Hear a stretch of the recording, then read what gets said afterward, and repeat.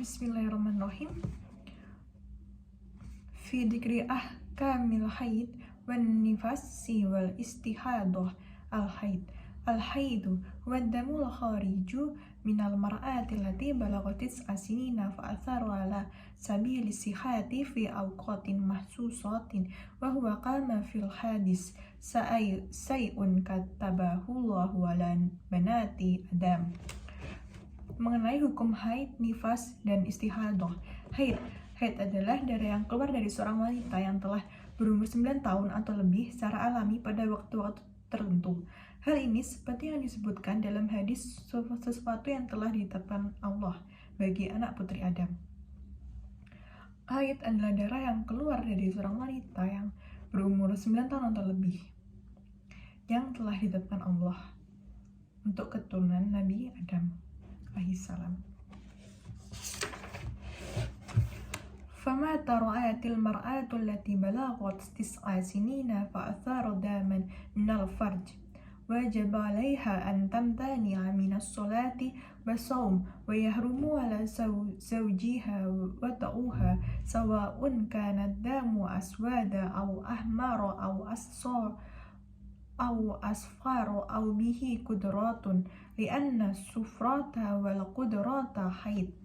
Kapan saja seorang wanita yang telah berumur 9 tahun atau lebih apabila melihat darah dari kemaluannya, maka wajib baginya untuk mencegah dirinya dari sholat dan puasa, dan diharamkan atas suaminya untuk menggaulinya, baik darah itu berwarna hitam atau merah atau kuning atau agak keruh, karena warna kuning-kuningan dan keruh juga termasuk darah haid.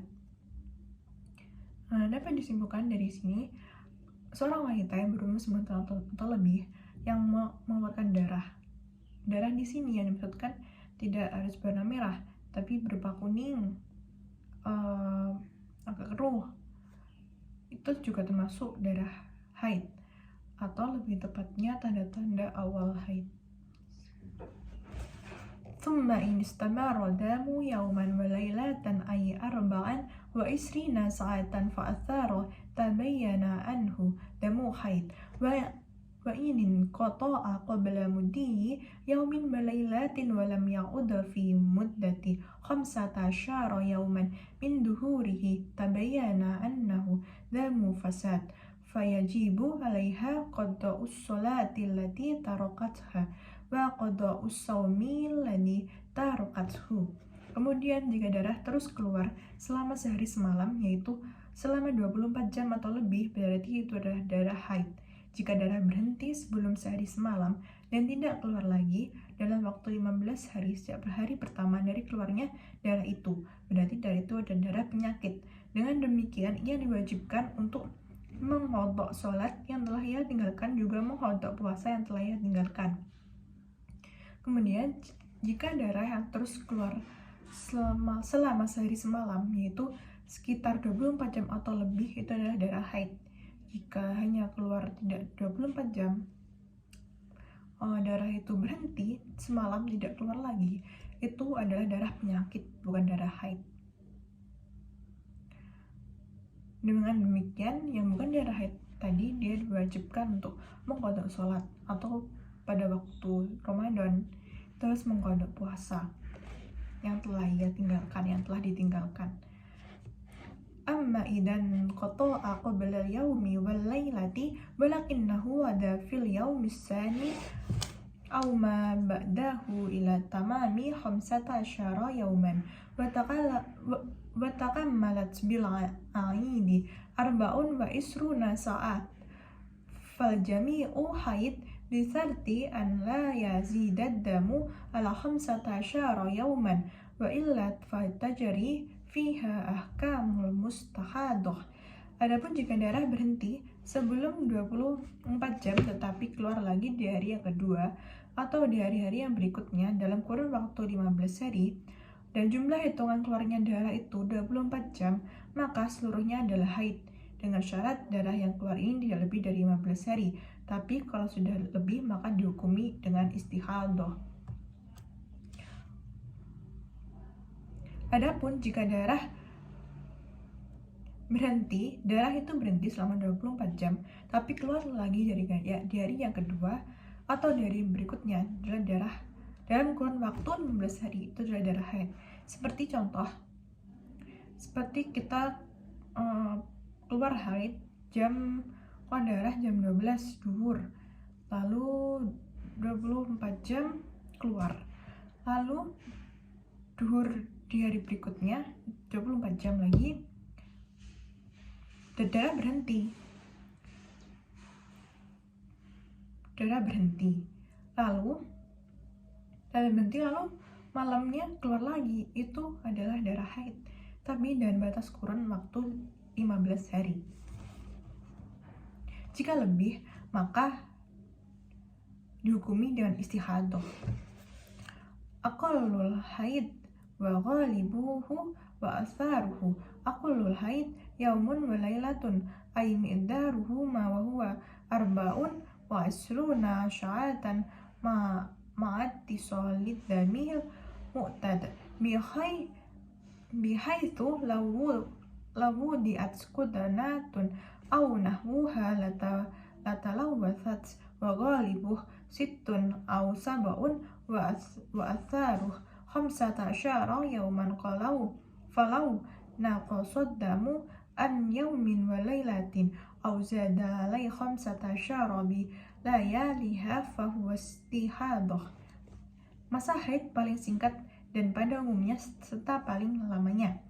Masa haid paling singkat adalah sehari semalam dan batasannya yaitu 24 jam bila darah itu terus mengalir seperti biasa, yang mana bila diletakkan kapas pada tempat itu akan membekas, dan pada umumnya sekitar 6 atau 7 hari dan paling lamanya sekitar 15 hari. Jadi masa haid paling singkat adalah sehari semalam dan batasannya 24 jam. Seperti yang saya katakan tadi, 20 jam 12 duhur, maka batasnya 24 jam, jadi kembali ke besoknya.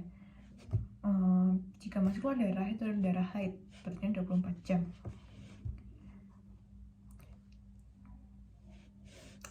Pada umumnya 7 hari dan paling lamanya sekitar 15 hari dalam batasnya.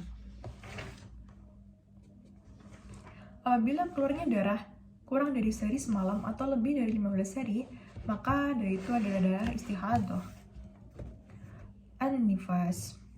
An-nifas huwa damul khariju akibal wiladah wa aqullu zamanih lahtatun wa ghalibuh arba'una yauman wa athuruh sittuna yauman falau jawazat damu sittina yauman fahuwa istihadah.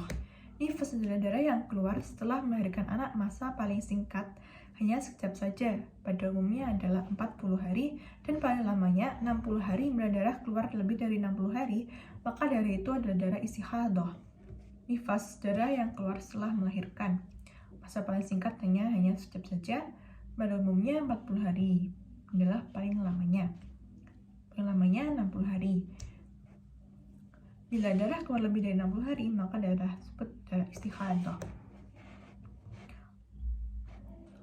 Aqallu tuhri bainal haidatain.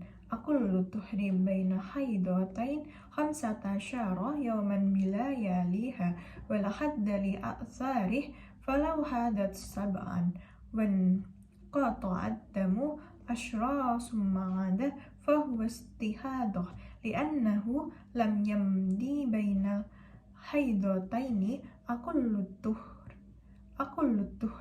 amma tuhuru ladhi bainan nifasi wal haidi fa aqalluhu lahdatun wallahu alam. Masa suci paling singkat di antara dua haid. Masa suci paling singkat di antara dua haid adalah 15 hari 15 malam dan tidak ada batas untuk masa paling lamanya. Jika seorang wanita haid selama 7 hari, lalu darah berhenti selama 10 hari, kemudian kembali lagi mengeluarkan darah setelah 10 hari, maka darah itu adalah darah istihadah, karena masih belum berlalu masa suci paling singkat di antara dua haid itu. Adapun masa suci antara nifas dan haid paling singkatnya adalah sekejap. Masa suci paling singkat di antara dua haid 15 hari, 15 malam, dan tidak ada batas untuk paling lamanya. Jika seorang wanita haid selama 7 hari, lalu berhenti selama 10 hari, kemudian kembali lagi mengeluarkan darah, maka darah itu adalah darah istihadah, Misalnya kita sudah haid, wanita haid ini habis melahirkan ya, kita wanita haid selama 7 hari lalu darah berhenti 10 hari. 7 hari nifas, lalu berhenti 10 hari. Setelah berhenti 10 hari kembali mengeluarkan darah, maka darah itu ada darah istihadah.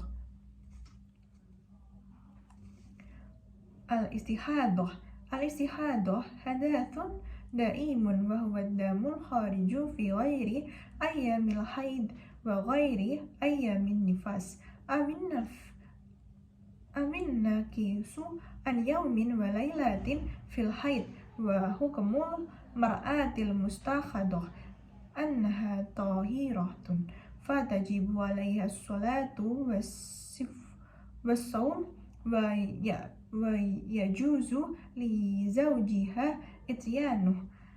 Istihadah adalah hadas yang terus-menerus, yaitu darah yang keluar di luar masa haid dan di luar masa nifas, atau yang kurang dari sehari semalam di masa haid. Hukum wanita yang istihadah, ia suci dan diwajibkan atasnya sholat dan puasa, dan suaminya juga boleh menggaulinya. Yang dilihat di sini adalah istihadah adalah hadas yang terus-menerus keluar. Seperti haid batasnya 15 hari, dan istihadah itu lebih dari 15 hari. Itu adalah darah istihadah, bukan darah haid. Jadi boleh sholat dan boleh berpuasa. Dan untuk yang sudah punya suami, itu juga boleh berhubungan suami istri. Atau darah yang kurang dari sehari semalam. Misalnya jam 12 itu haid, lalu sore jam 12 keluar darah, sore sekitar maghrib itu darah berhenti. Kita lihat lagi besoknya jam 12 duhur sampai maghrib berhenti apa enggak. Jika itu berhenti, enggak keluar darah lagi, maka itu darah istihadah. ويجب عليها إذا أرادت الصلاة أن تغسل فرجها وتحسوه بنحو قدنات وتعصيبه بخرقة إن لم تتعدى بهما، ولا يجب عليها الحسو إلا إن احتاجت إليه وكانت غير صائمة، فإن لم تحتاج إليه أو كانت صائمة أو تعدت به فلا يجب، بل يلزم الصائمة تركه ثم تتوضأ ويكون جميع ما ذكر بعد دخول الوقت. ولا بد أيضا في وضوئها من الموالاة بأن تغسل udwa tsani qabla jafafil awal. Jika hendak sholat, ia diwajibkan membersihkan kemaluannya dan menyumbatnya dengan kapas lalu diikat dengan kain selama ia tidak merasa terganggu merasa sakit karena keduanya. Hal ini tidak diwajibkan baginya untuk menyumbat kemaluannya kecuali saat dibutuhkan dan ia tidak dalam keadaan berpuasa. Tapi jika tidak dibutuhkan atau ia dalam keadaan puasa atau terganggu karenanya, maka hukumnya tidak wajib. Bahkan bagi wanita yang berpuasa harus meninggalkannya, jadi menyumbat kemaluannya. Setelah itu ia berwudu, dan hal tersebut harus dilakukan setelah masuknya wudu. Selain itu ia diharuskan berkesinambungan dalam wudunya, yaitu membasuh anggota yang selanjutnya sebelum keringnya anggota yang pertama. Jika hendak sholat yang istihadah tadi, membersihkan kemaluannya dan menyumbatnya dengan kapas lalu diikat dengan kain selama tidak merasa terganggu karena keduanya. Jika terganggu maka tidak diwajibkan, kecuali saat dibutuhkan. ويجب عليها بعد الوضوء المبادرة بالصلاة، فإن أخرت لغير مصلحة الصلاة وجب عليها إعادة الغسل للفرج والحشو والتعصيب والوضوء، بخلاف ما إذا أخرت لمصلحة الصلاة كانتظار جماعة فلا يجب عليها istinafu wa yajibu alaiha tajdidul isobati wa taharati likulli fardin. Dan setelah wudhu diwajibkan untuk segera sholat. Jika menunda sholat tanpa ada hal yang berkaitan dengan kemaslahatan sholat, ia harus mengulang kembali untuk membersihkan, menyumbat dengan kain pada kemaluannya serta mulai wudhunya. Sebaliknya, bila ia mengakhirinya karena untuk kemaslahatan sholatnya, seperti menunggu jamaah untuk sholat, maka tidak diwajibkan baginya untuk mengulangi hal itu, dan diwajibkan untuk memasang ikatannya dan memperbarui bersuci setiap kali sholat fardu.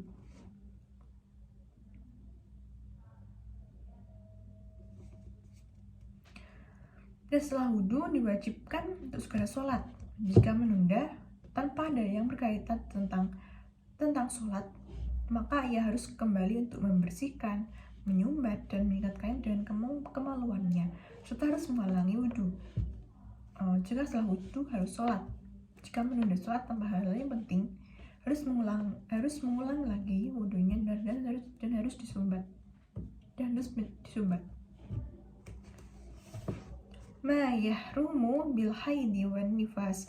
Yahrumu bil haidi wan nifas as-sitatul umurul lati tahrumu bil janabah wa hiya shalah wa tawaf wa masul mushafi wal hamlu wal lubthu fil masjid wa qiraatul qur'ani bi qadil qiraah. Hal yang diharamkan saat haid dan nifas ada 6 perkara, sebagaimana yang telah diharamkan saat seorang berhadas besar, yaitu sholat, tawaf, menyentuh mushaf dan membawanya, berdiam dalam masjid, dan membaca Al-Quran dengan niat tilawah.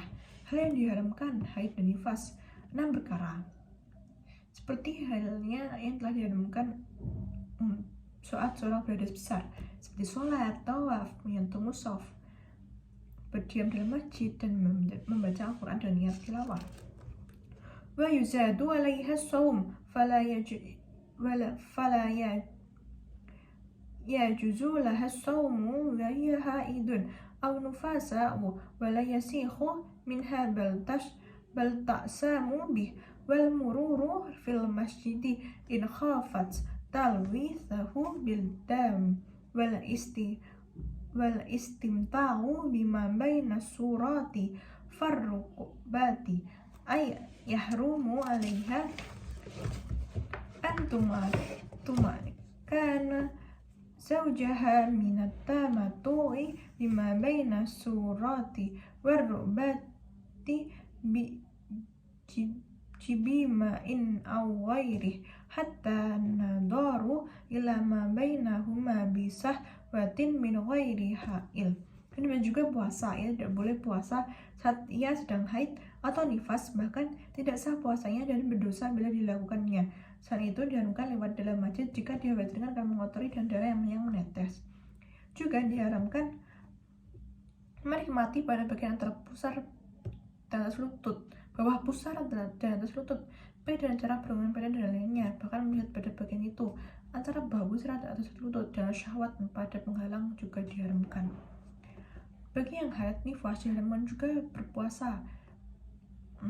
Lewat dalam masjid juga diharamkan karena takut darahnya akan menetes. Dan juga diharamkan menikmati bagian di bawah pusar dan atas lutut, baik dengan cara berhubungan badan atau lainnya, diharamkan. Fayajibu alaiha an tamtani'a minhu in talabah wa tahruba minhu idza arada tamattu'a biha fi halil haidi wan nifas. Qala Allah ta'ala wa yas'alunaka anil mahidi qul huwa adan fa'tazilun nisaa fil mahidi wa la ta'rabuhunna hatta yadhurna fa idza tatahharna fa'tuhunna min haitsu amarakumullahu innallaha yuhibbut tawwabina wa yuhibbul mutatahhirin wa matal qata'adamu wa tashalat sufalaha tamkinuhu min dalik. Diwajibkan baginya untuk menolak keinginan suami bila memintanya untuk berhubungan badan, dan menghindar bila suami ingin menikmati pada bagian itu saat haid dan nifas. Allah Ta'ala berfirman,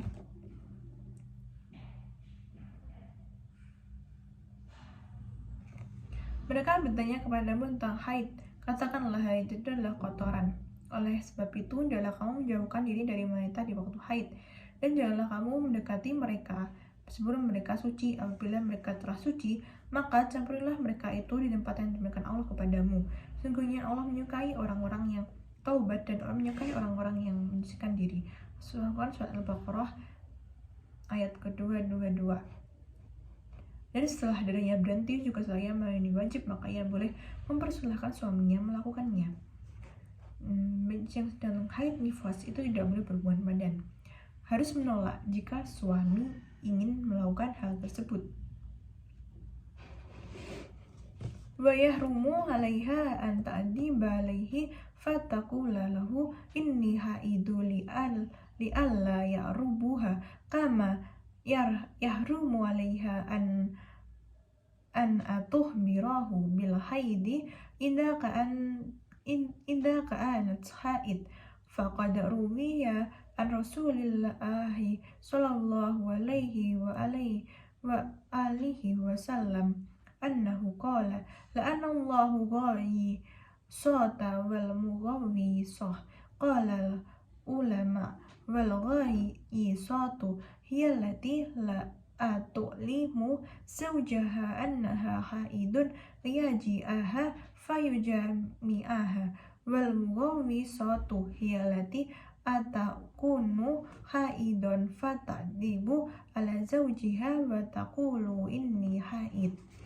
Dan diharamkan baginya membohongi suami seperti dia berkata, aku sedang haid, agar suami tidak mendekatinya. Juga diharamkan baginya bila tidak memberitahu suami kalau ia sedang haid, jika dia memang dalam keadaan haid.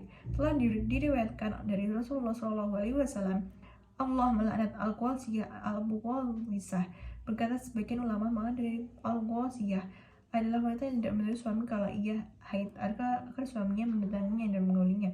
Al-Ghawwisah adalah wanita yang tidak sedang haid dan berbohong pada suami dan mengatakan bahwa dia sedang haid. Dan diharamkan membohongi suami jika ia sedang haid. Jika sedang haid, maka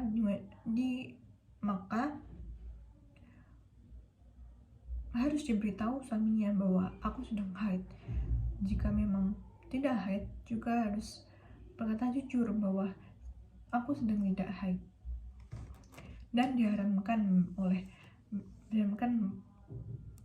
bagi wanita untuk membohongi suami. Tanbih, idza kanatil mar'atu tahiratan minal haidi wan nifas thumma tara'a 'alaiha ahaduhuma ba'da duhuli waqti sholati wa qad madha minal waqti zamanun yumkinuha fi'lu tilka sholati fihi wa lam tusalliha fal wajibu 'alaiha idza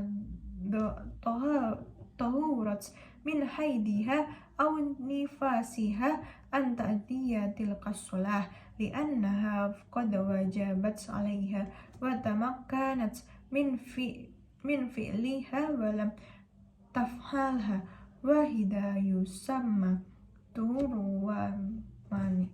Karena penting bila seorang wanita yang dari haid dan nifas lalu tiba-tiba datang salah satu dari keduanya, haid atau nifas, setelah masuknya waktu sholat, sedangkan pada saat itu masih ada waktu untuk dia biasa mengerjakan sholat, namun dia tidak mengerjakannya, maka diwajibkan atasnya setelah disuci nanti dari haid atau nifasnya mengqadha sholat itu, karena sebenarnya saat itu diwajibkan atasnya dan saat itu ia masih mendapatkan waktu untuk dapat melakukannya, tapi ia tidak melakukannya. Hal ini disebut toru almani, datangnya penghalang. Apabila itu sudah suci dari haid, lalu keluar lagi, datang untuk setelah masuknya waktu sholat, maka seperti jam 1 zuhur dia keluar, lah kan masih ada waktu, itu diwajibkan jika dia sudah suci, diwajibkan untuk mengqadha sholat zuhur tersebut.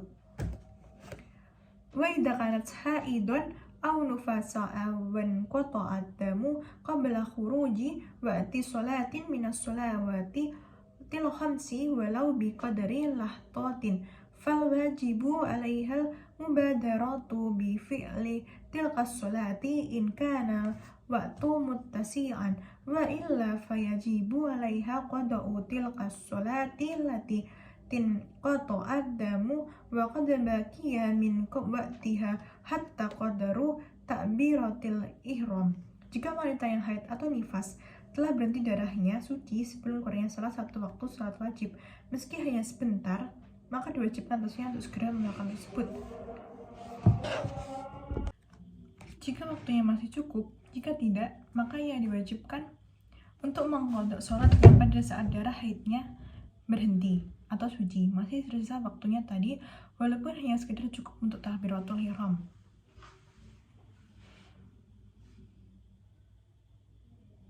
Jika wanita tersebut sudah suci, sudah berhenti darahnya, maka diwajibkan atasnya untuk segera sholat jika waktunya masih cukup. Seperti dia sudah suci, tapi belum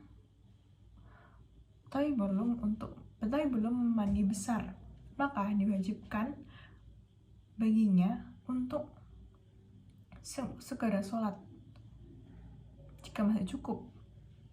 Jika tidak, maka diwajibkan baginya untuk mengqadha sholat. Seperti dia sudah suci ya, sucinya jam suci bersih kan batasnya 24 jam, tapi dia suci jam 2 hari kemarin itu dia sudah bersih, lalu ditunggu 24 jam 2 kembali ke jam 2 siang, dan dia sudah suci, sudah nggak keluar lagi, kan dia menunggu jam 2 mendekati waktu asar, tapi masih dalam waktu sholat duhur. Dia harus segera sholat duhur. Tapi jika waktunya itu mau ke sholat asar dan sudah ada asar, itu dia wajib mengqadha sholat duhurnya. Maka yajibu qada'u tilka sholati yajibu qada'u sholati lati fabalaha in kanat tujad ma'u ma'aha ta'khiran katuh riwal ma'ribi fa in kanat sholatu lati qablaha la tujma'u ma'aha kal fajri wal asri fala yajibu qada'uha bal yajibu qada'u datil waqti faqadah wa hadha yusamma zawalal mani. Begitu juga selain diwajibkan untuk mengqadha sholat tersebut, juga diwajibkan untuk mengqadha sholat yang sebelumnya kalau memang sholat itu termasuk yang bisa dijamak takhir seperti duhur dan maghrib. Tetapi jika sholat yang sebelumnya tadi bukan sholat yang bisa dijamak takhir seperti subuh dan asar, maka yang tidak wajib mengqadhanya, tapi yang wajib ya qadha adalah sholat yang wajib pada itu saja. Hal ini disebut zawalul ma'ani, hilangnya penghalang. Begitu juga diwajibkan untuk mengqadha sholat. Juga diwajibkan untuk mengqadha sholat yang sebelumnya memang bisa dijamak takhir seperti duhur dan maghrib. Tetapi jika sholat yang sebelumnya bukan sholat yang bisa dijamak takhir seperti subuh dan asar, maka ia tidak wajib untuk mengqadha. Yang wajib diqadha adalah sholat yang bisa diqadha jamak takhir seperti duhur dan maghrib.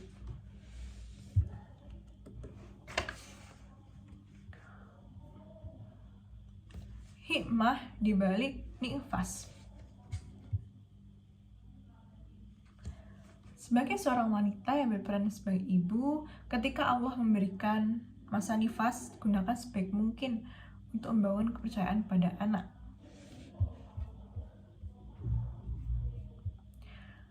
Hal ini juga berkaitan dengan teori psikologi, di mana anak yang baru lahir itu juga membutuhkan peran dari seorang ibu. Peran fokusnya seorang ibu pada anak itu setelah lahir juga perlu. Bayi di mana bayi perlu mengenal dunia.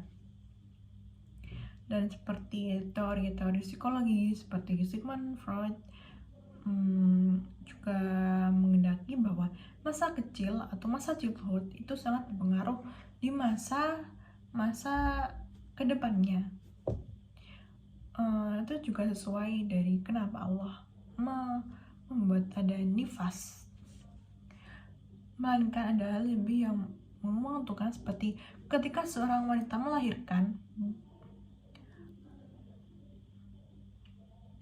buah hati Anda, bayi itu juga tentunya di tangan ibunya. Pada saat anak baru lahir hingga sampai pada 40 hari merupakan kesempatan bagi ibu untuk membangun rasa kepercayaan. Itu sesuai dengan teori psikologi, di mana ada teori bayi itu membangun rasa percaya pada ibunya pada waktu setelah dia lahir. Setelah dia mengenal dunia, bayi mulai belajar menaruh rasa percaya pada ibunya. Jika bayi tersebut tidak bisa percaya pada ibunya, maka juga akan menghambat proses perkembangan di tahap selanjutnya. Teori psikologi lain juga mengatakan hal yang sama, bahwa masa childhood adalah masa yang paling berperan penting di masa fase-fase perkembangan berikutnya.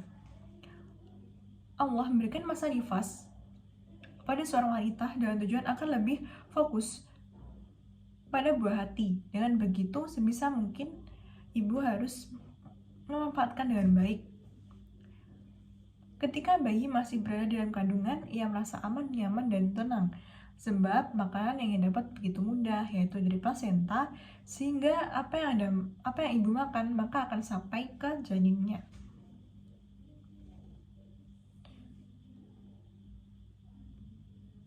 Di saat bayi menangis, itu adalah ibu harus mengerti apa yang anak inginkan.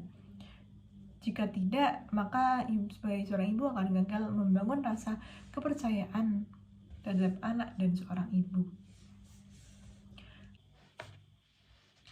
Baik, membahas lagi tentang, kita kembali ke hikmah di balik haid, atau pengertian dalil dan hikmah haid. Haid secara etimologi berarti mengalir, sedangkan haid secara terminologi adalah darah yang keluar dari farji atau kemaluan seorang wanita yang sudah saya jelaskan tadi, berumur 9 tahun atau lebih. Jika sudah haid, berarti dia tanda-tanda akhir balik atau tanda-tanda di mana dia harus diwajibkan sholat, tetapi tidak wajib sholat jika wanita sedang haid. Seperti pada ayat Al-Baqarah ayat 222, surat Al-Baqarah ayat 222. Ayat ini turun sebagaimana dalam riwayat Imam Muslim dalam kitab Sahihnya sebagai respon atas fenomena kaum Yahudi yang memperlakukan wanitanya yang sedang haid dengan tidak manusiawi. Mereka akan mengusirnya, tidak mau tinggal dan enggan makan bersama-sama, seolah wanita ketika haid adalah manusia yang menyijikkan. Allah menurunkan ayat ini menjelaskan bahwa haid memang darah kotor, sehingga dilarang bagi suami untuk hubungan dengan istri.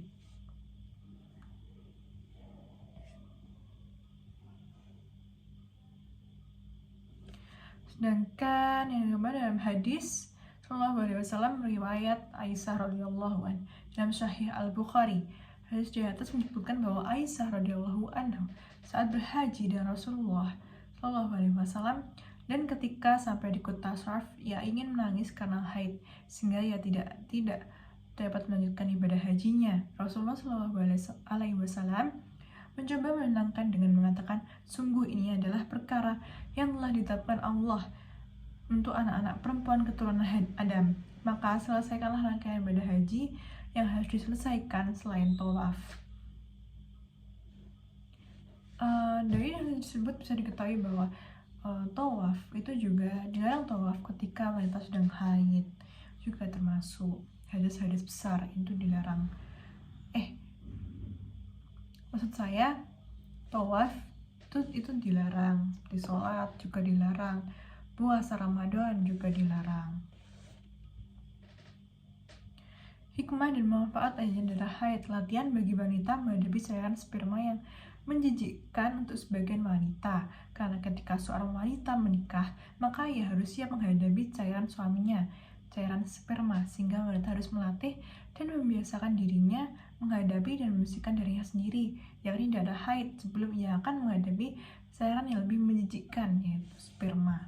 Melatih wanita lebih rajin, tidak jijik dan cekatan. Selain mengurus suami, ia juga akan mengurus dan merawat anak-anaknya, membersihkan kotoran-kotorannya dan najis-najisnya. Allah SWT memberikannya latihan stimulasi berupa haid, agar ia rajin, tidak merasa jijik dengan najis-najis, cekatan dalam perawat bayi, serta mengerti cara mencuci yang baik. 3. Makanan bagi janin dalam rahim wanita. Karena janin yang ada dalam rahim seorang wanita tidak dapat makan sebagaimana yang dimakan oleh anak di luar rahim. Tidak mungkin bagi si ibu untuk menyampaikan sesuatu makanan untuknya. Allah SWT telah menjadikan pada diri kaum wanita proses pengeluaran darah yang berguna sebagai zat makanan bagi janin dalam kandungan ibu tanpa perlu dicerna. Oleh karena itu, apabila seorang wanita tidak sedang dalam keadaan hamil, maka darah yang seharusnya dicerna oleh janin itu akan keluar dan menjadi darah haid atau menstruasi. Sementara bagi ibu yang sedang hamil, maka jarang sekali akan mengeluarkan darah haid karena telah dicerna oleh janin, dan akan, jika tidak hamil, maka akan keluar. Al-Bab Ar-Rabbi fi hukuki walidain wa hukuki zawj wa fi dammi tabaruji faslun fi hukukil walidain. Amma hukuku walidain faqad qala Allah ta'ala wa ubudullaha wa la tushriku bihi syai'an wa biwalidain ihsan. Wa qala ta'ala wa qada rabbuka an la ta'budu illa iyyahu wa biwalidaini ihsanan imma yablughanna indakal kibara ahaduhuma aw kilahuma fala taqul lahuma uffin wa la tanharhuma wa qul lahuma qawlan kariman wahfid lahuma janaha dhulli minar rahmati wa qul rabbir rahim huma kama rabbayani shaghira. Bab keempat mengenai hak-hak kepada kedua orang tua, suami, dan tercelanya bertabaruj, menampakkan kecantikannya di depan laki yang bukan mahram. Tabaruj. Hak kedua orang tua. Adapun hak kedua orang tua telah Allah sebutkan dalam firman-Nya, sembahlah Allah dan janganlah kamu mempersekutukannya dengan sesuatu pun, dan buat baiklah pada orang tua kedua orang ibu bapak. Dan Tuhanmu telah memerintahkan supaya kamu jangan menyembah selain Dia, dan hendaklah kamu berbuat baik pada ibu bapakmu dengan sebaik-baiknya. Jika salah seorang di antara keduanya atau kedua-duanya sampai berumur lanjut dalam pemeliharaanmu, maka sekali janganlah kamu mengatakan kepada keduanya perkataan dan janganlah kamu membentak mereka, dan ucapkanlah kepada mereka perkataan yang mulia, dan rendahkanlah dirimu terhadap mereka berdua dan penuh kasih sayang, dan ucapkanlah, wahai Tuhanku, kasihanilah mereka keduanya sebagaimana mereka berdua telah mendidik aku waktu kecil. Dalam surat Al-Isra ayat 23-24 di sini dijelaskan bahwa sembahkanlah Allah dan jangan mempersekutukan Allah, dan berbuat baiklah kepada kedua orang tua, dan kita harus menghormati kedua orang tua, bertawaduk pada kedua orang tua, dan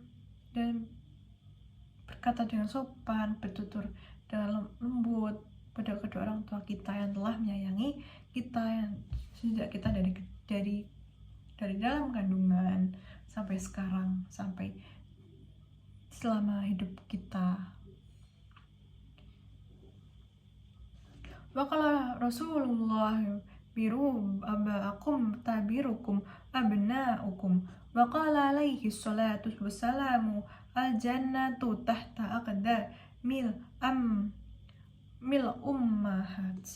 Rasulullah SAW berbaktilah kepada orang tua kalian, saya anak-anak kalian akan berbakti pada kalian. Nabi SAW bersabda, surga di bawah telapak kaki ibu. Rasulullah bersabda bahwa jika kita berbakti pada orang tua, niscaya anak-anak kita, keturunan kita juga akan berbakti pada kita. Hal yang seperti peribahasa, apa yang kamu tanam itu yang kamu tuai. Juga Nabi Shallallahu Alaihi Wasallam mengatakan bahwa surga berada di bawah telapak kaki ibu. Jadi ridho ibu itu ridho Allah. Seperti itu, kita harus hormati kedua orang tua kita. Wa qala sayyiduna haddadu radhiyallahu anhu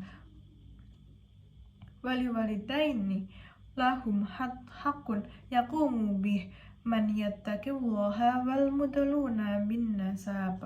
Al-Imam Al-Haddad radhiyallahu anhu berkata, kedua orang tua memiliki hak yang harus ditunaikan oleh orang yang bertakwa kepada Allah dan orang yang berada di jalur keturunannya. Wa yanbaghi lil mar'ati an ta'rifa haqqa walidaini wa an taquma bi birrihima wa alla tukhalifa qa'amahuma fa inna Allah jalla wa ala qad awjaba alaina imtithala li amrihima. Hendaknya seorang wanita mengenal hak kedua orang tuanya dan berusaha untuk berbakti pada keduanya tanpa menentang perintah keduanya, karena Allah Subhanahu wa taala telah mewajibkan kita menuruti perintah keduanya. Di sini jelaskan terutama wanita harus mengenal hak kedua orang tuanya, hak ibu bapaknya, dan berusaha untuk berbakti kepada kedua orang tuanya tanpa menentang perintah kedua orang tuanya. Ya, Allah Subhanahu wa taala sendiri telah mewajibkan kepada kita untuk selalu menuruti perintah kedua orang tua.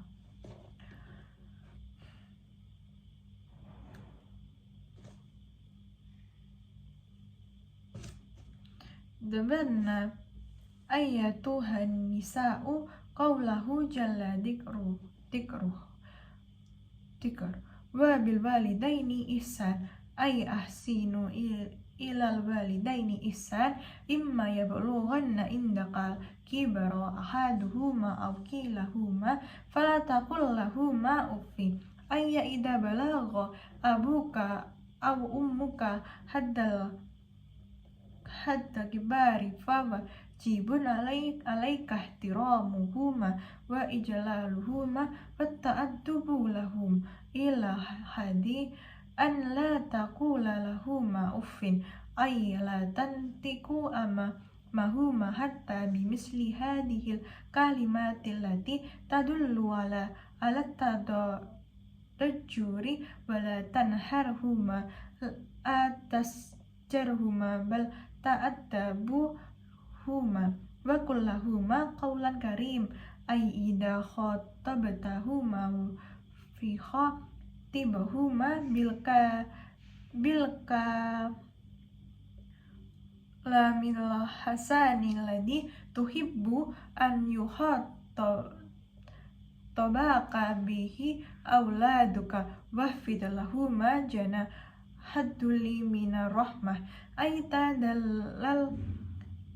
tadallal liwalidaika wa hawwin nafsaka indahuma rahmatan bihim wa dhkur rahmatahuma bika wa faqatahuma alaika wa anta fissighar wa qul rabbir huma kama rabbayani saghira wa ta'fi hadhil ayatu dalilan li sarafi walidain wa adimi haqihima ala auladihima. Wahai kaum wanita, renungkanlah firman Allah yang maha besar sebutan baginya, dan hendaklah kamu berbuat baik pada ibu bapakmu. Maksudnya adalah kalian berbuat baik kepada kedua orang tua dan sebaik-baiknya. Jika salah seorang di antara keduanya atau kedua-keduanya sampai belum lanjut dalam pemeliharaanmu, maka sekali-kali janganlah kamu mengatakan kepada keduanya perkataan Jika ayahmu atau ibumu telah berusaha lanjut, maka kewajibanmu adalah menghormati keduanya dan berperilaku yang baik kepada keduanya, hingga jangan sampai engkau mengucapkan kalimat di hadapan keduanya, bahkan ucapannya menunjukkan kejengkelan semacam ini. Janganlah kamu meminta mereka, janganlah mengadik mereka, tapi berbuat baiklah kepada mereka, dan ucapkanlah kepada mereka perkataan yang mulia. Jika engkau berbicara dengan mereka, maka bertutur katalah yang baik kepada mereka, sebagaimana engkau ingin anak-anakmu juga bertutur kata yang baik terhadapmu, dan rendahkanlah dirimu terhadap dengan penuh kesayangan, dengan penuh rendah hati sebagai tanda kasih sayangmu pada mereka. Ingatlah kasih sayang mereka terhadapmu kalau engkau masih kecil, dan ucapkanlah, wahai Tuhanku, kasihanilah mereka keduanya sebagaimana mereka berdua telah mendidik aku waktu kecil. Cukuplah ayat ini sebagai bukti kemuliaan kedua orang tua dan betapa besarnya hak mereka yang harus ditunaikan oleh anak-anak mereka. Di sini dijelaskan, bagi kamu, wahai kaum wanita, direnungkanlah firman Allah, dan hendaklah kamu berbuat baik pada ibu bapakmu. Diwajibkan berbuat pada kedua orang tua kita, ibu dan bapak. Maksudnya adalah kalian berbuat baik kepada kedua orang tua dengan sebaik-baiknya. Jika diperintah, jangan mengucapkan kata bentar. Jangan membentak kepada orang tua, harus betul kata dengan lembut dan penuh sopan santun. Janganlah kamu menghardik kedua orang tua, juga tidak diperbolehkan. Jika kamu ingin anakmu nanti bertutur kata dengan baik, maka kamu juga harus bertutur kata yang baik terhadap kedua orang tua. Watafakkarna fi ma'na qabli qawlihi sallallahu alaihi wasallam biru aba'akum tabirrukum abna'ukum ay innakum idza kumtum bi birri abaikum yarzuqukum Allahu awladan yaukumuna bibirrikum fakullu man barrat minkunna abaha wa ummaha tanalu hadihi basairal arba'allati bassaraha biha rasul wa hiya anna Allah ta'ala yudilu umraha wa yarzuquku Allahu awladan ya'isun wa yaqumuna bibirriha kama qamat bibirri walidayha wa fawqa hada kullihi ridwanu rabbiha wa khaliqiha anha. Renungkanlah makna sabda Nabi Muhammad SAW. Berbaktilah kepada kedua orang tua, niscaya anak-anak kalian berbakti kepada kalian. Artinya, bila kalian berbakti kepada orang tua kalian, niscaya Allah akan memberi kalian anak-anak yang berbakti pada kalian. Jadi barang siapa yang berbakti pada ibu bapaknya, ia akan memperoleh 4 kabar gembira yang telah digabarkan oleh Rasulullah SAW, yaitu Allah akan memanjangkan umurnya, Allah memberinya anak-anak yang hidupnya terus hidup, mereka berbakti padanya sebagaimana dahulu ia berbakti pada kedua orang tuanya. Sampai itu semua ia akan mendapat ridho Tuhannya. Sesuai dengan perkataan Nabi Muhammad SAW, jika kita berbakti pada orang tua, niscaya anak-anak turun kita juga akan berbakti pada kita. Dan barang siapa yang berbakti pada ibu bapaknya, ia akan memperoleh 4 kabar bahagia. Allah akan memanjangkan umurnya, Allah memberinya anak-anak yang terus hidup, dan mereka berbakti kepada kedua orang tuanya sebagaimana dahulu ia berbakti kepada orang tuanya. Di samping itu, yang lebih besar adalah ia mendapat ridho dari Tuhannya. Faqad barada anin nabiyyi annahu qala ridallahu fi ridha walidaini wa subatullahi fi subadi walidaini wa ruwiya anullahi ta'ala annahu qala man asbaqamu murdiyan li muskhidan li walidaini fa anna anhu sakhitun wa man asbaqa muskhidan li murdiyan li walidaini fa ana anhu radin. Telah diriwayatkan bahwa beliau SAW bersabda, keridhaan Allah terletak pada keridhaan kedua orang tua, dan kemurkaan Allah terletak pada kemurkaan kedua orang tua. Telah diriwayatkan bahwa Allah Subhanahu wa ta'ala berfirman, barang siapa di pagi hari melakukan perbuatan yang membuatku ridho, tapi membuat kedua orang tuanya murka, maka aku murka kepadanya. Dan barang siapa di pagi hari melakukan perbuatan yang membuatku murka, tapi ia membuat kedua orang tuanya ridho, maka aku ridho kepadanya.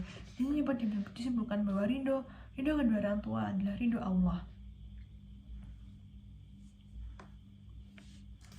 Jadi kita harus berbakti kepada kedua orang tua. Hal tuhibbu idza kunna an yaskhadallahu 'alaiha wa alla yubarraha awladuha fa idza kuntunna kadzalika fala tardayna bidzalika fabadirna ila tirami walidaini wamtithali amrihima wal ihsani ilaihima wa ta'dimihima fil birri wasilati wal ma'rufi ala nafsi wal auladi min ghairi minnatin alaihima walastithqalin lahuma. Apa seorang dari kalian ingin Allah murka kepadanya dan anak-anaknya tidak berbakti kepadanya? Bila kalian dalam keadaan demikian, maka janganlah kalian rela terhadap hal ini. Segeralah menghormati kedua orang tua dan mematuhi perintah mereka, berbuat baik kepada mereka, mendahulukan mereka dalam berbakti, bersilaturahmi, dan berbuat baik daripada terhadap diri sendiri, anak-anak tanpa mengungkit-ungkitnya di hadapan mereka dan tidak merasa keberatan melakukannya terhadap mereka. Apakah kalian ingin mendapatkan keturunan yang tidak berbakti? Jika kalian tidak ingin, maka janganlah kalian rela terhadap hal ini. Segeralah menghormati kedua orang tua, patuh terhadap orang tua, mematuhi perintah mereka, berbuat baik. Intinya selalu mematuhi kedua orang tua. Wahdarna kallal hadari an yugawi yakunna iblisu fatukhalifnahuma fa inna uquqal walidaini minal kabair ama sami'tuna qawlahu alaihi salam abarul kabairi thalathun al-israqu billah wa uququl walidaini wa syahadat sur wa qaluhu fil hadisi akhar thalathatun harramallahu tabaraka wa ta'ala alaihimul jannah mudaminul khamr wal ghaquli walidayhi waddayuthilladhi yukirrul khabatha fil ahli.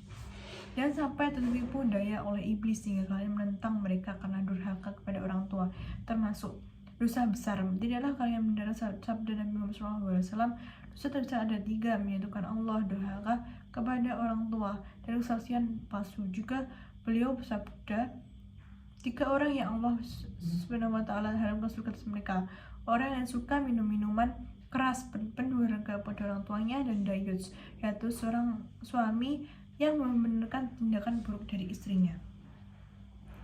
Di sini dijelaskan lagi, janganlah kita tertipu daya oleh iblis hingga kalian menentang kedua orang tua. Karena durhaka kepada orang tua adalah dosa besar. Tidakkah kalian mendengar sabda Nabi Muhammad SAW? Dosa terbesar ada 3, yang menyekutukan Allah, durhaka kepada orang tua, dan kesaksian palsu. Juga Nabi Muhammad SAW bersabda dengan hadis lain, 3 orang yang Allah haramkan atas surga: orang yang suka meminum khamar, pendurhaka pada kedua orang tuanya, dan dayut, seorang suami yang membenarkan tingkah istrinya yang salah. Wa'lamna anna birra walidaini ad'afu birril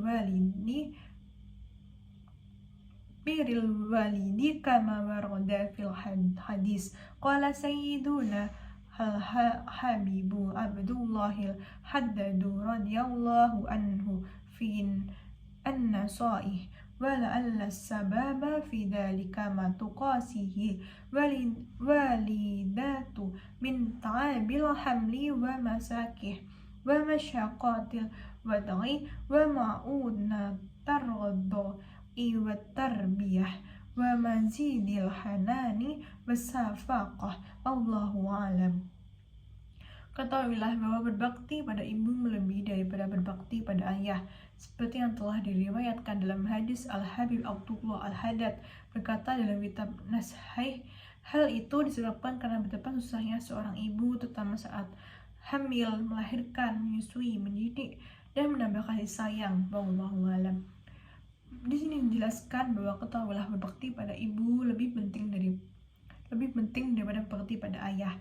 Seperti yang diriwayatkan dalam hadis, hal itu disebabkan karena betapa susahnya menjadi seorang ibu, seperti saat hamil, hamil selama 9 bulan, melahirkan itu bertaruh dengan nyawa. Menyusui bayi anaknya selama 2 tahun, mendidik anaknya dari lahir sampai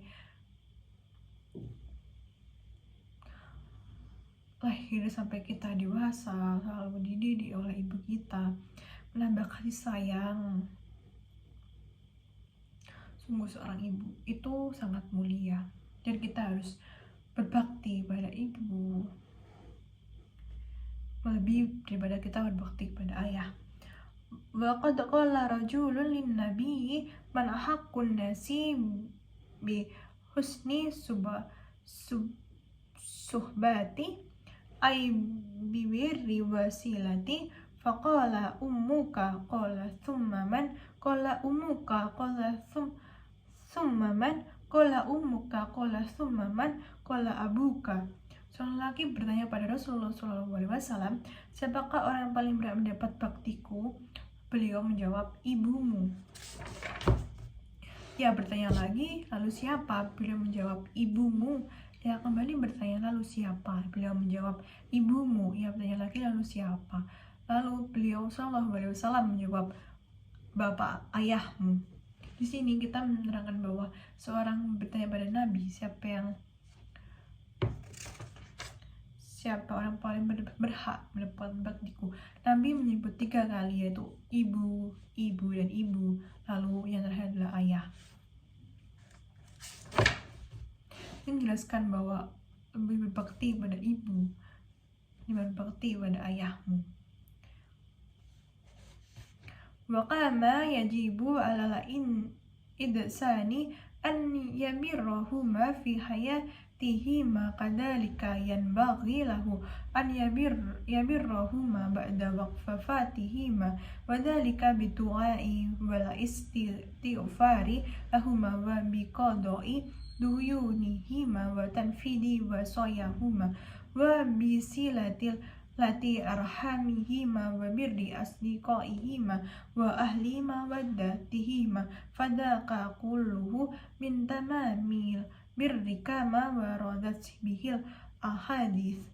Sebagaimana diwajibkan bagi seseorang untuk berbakti kepada mereka semasa mereka hidup, begitu juga hendaknya ia berbakti pada mereka sepeninggal mereka dengan cara mendoakan dan mohon ampun untuk mereka, melunasi hutang-hutang mereka, dan melaksanakan wasiat mereka, menyambung tali silaturahmi dan kerabat mereka, dan membuat baik pada sahabat karib mereka. Hal ini semua termasuk kesempurnaan berbakti sebagaimana yang telah diriwayatkan oleh hadis. Sebagaimana diwajibkan berbakti pada mereka, baik kedua orang tua semasa hidup mereka juga setelah peninggalan mereka, dengan cara mendoakan, melunasi hutang, melaksanakan wasiat, tetap menyambung tali silaturahmi terhadap keluarga kedua orang tua, berbuat baik pada sahabat karib kedua orang tua, termasuk berbuat bakti kepada kedua orang tua di hidup dan matinya dan meninggalnya. Wa fid du'ai lil mayyit wa fil istighfari lahu wa tasadduqi anhu naf'un lahu kathir fayanbaghi lil idsani alla yaghfula an dalika fi haqqi walidayhi khususan wa fi haqqi ghairihim min al-aqaribi wa dawi bil huquqi alaihi wal muslim umuma. Mendoakan orang mati dan memohonkan ampun untuknya, juga bersedekah untuknya, dapat manfaat yang sangat besar baginya. Oleh sebab itu, hendaknya seorang tidak melalaikan hal itu terhadap kedua orang tuanya dan kerabat mereka, juga orang yang berhak serta seluruh umat Islam pada umumnya. Mendoakan, doa itu adalah yang sangat penting. Memohonkan ampun bagi orang yang telah meninggal, doa itu sangat penting. Contohnya bisa menjadi amal yang terus mengalir sepanjang amal yang terus mengalir sampai alam kubur, itu terus mengalir, itu hanya doa dari anak-anak yang solehah, terus sedekah. Faslun fil hukukis zawji. Qala Allah Ta'ala ar-rijalu qawwamuna 'ala nisa'i wa bima fadalallahu ba'dahum 'ala ba'din bima anfaqu min amwalihim fas-solihatu qanitatun hafidhatun lil ghaibi bima hafidallah wallati tahfuna nusuzahunna fa'iduhunna wa juruhunna fil madaji'i wadaribuhunna fa'in ata'nakum fala taba'u alaihinna sabila innallaha kana aliyan kabir. Suami. Allah Subhanahu wa Ta'ala berfirman, kaum laki-laki adalah pemimpin bagi kaum perempuan. Oleh karena Allah telah melebihkan sebagian mereka laki-laki atas sebagian yang lain wanita, dan karena mereka laki-laki telah menafkahkan sebagian dari harta mereka, sebab itu maka wanita yang soleh yang taat bagi Allah pada Allah lagi memelihara diri ketika suami tidak ada. Oleh karena Allah telah memelihara mereka, wanita yang kamu khawatirkan nusyunya, maka nasihatilah mereka dan bicarakan mereka di tempat tidur mereka, dan pukullah mereka. Dan jika mereka melaknatimu, maka janganlah kamu mencari jalan untuk menyusahkannya. Sesungguhnya Allah Maha Tinggi lagi Maha Besar. Baik, lanjutan hak suami. Kaum laki-laki adalah kaum yang pemimpin wanita, karena Allah melebihkan sebagian mereka. Sebab itu maka laki-laki yang menjadi suami bertanggung jawab atas istri mereka, menafkahi lahir maupun batin. Sebab itu maka dari itu wanita yang soleh adalah yang taat kepada Allah, lagi memelihara diri ketika suaminya tidak ada. Oleh karena Allah telah memelihara mereka, wanita yang salah, maksudnya wanita yang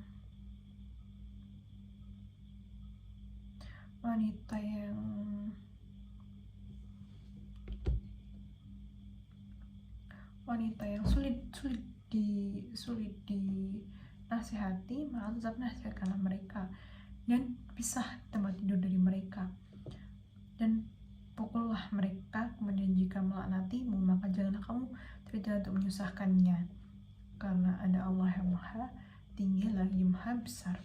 Qala Sayju Muhammad Aminul Qurdi fi kitab Irsyadi Muhtaj li hulqukil aswaj ba'dal istishhadi bihadil ayatil karimati wa dzikrihi sababa nuzulih ar-rijalu qawwamuna 'alan nisa ayyakumuna alaihinna qiyamal ulati ala ra'iyah farrajulu yaqumu bima salihil mar'ati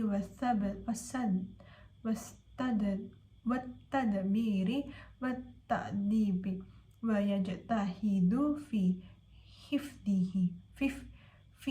hifdiha. Syekh Muhammad Amin Al-Qurdi dalam kitab Irsyadul Muhtaj li Hubbil Aswaj, setelah beliau menyebutkan ayat ini dan menyebutkan sebab turunnya ayat ini, kaum laki-laki adalah pemimpin bagi kaum wanita. Beliau berkata, posisi kaum laki bagi kaum wanita bagaikan pemimpin terhadap rakyatnya. Jadi seorang lelaki yang mengurus kepentingan kaum wanita, begitu juga mengatur dan mendidik mereka dan berusaha menjaganya.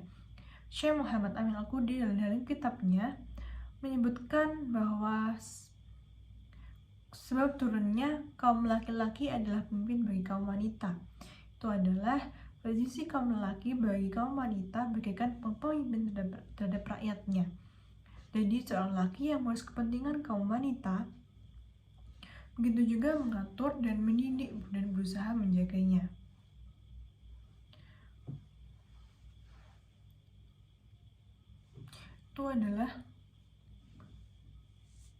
Itu adalah tugas laki, mendidik, menjaganya, membimbing, mengarahkan wanita, karena wanita itu imannya sering terombang-ambing, jadi membutuhkan imam yang bisa membimbingnya.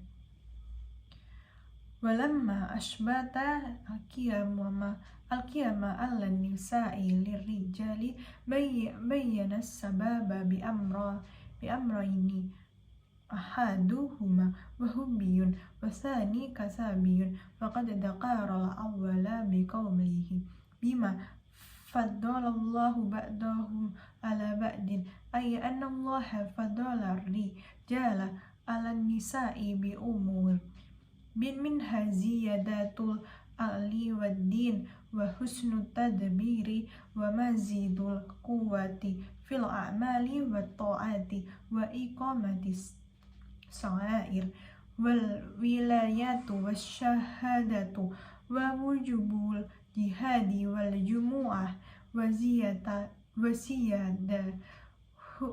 tun nasibi fil miras wa ilaihil intisab. Dikarenakan yang dipercayai untuk mengurus kaum wanita adalah laki, Allah menjelaskan penyebabnya dan dua hal.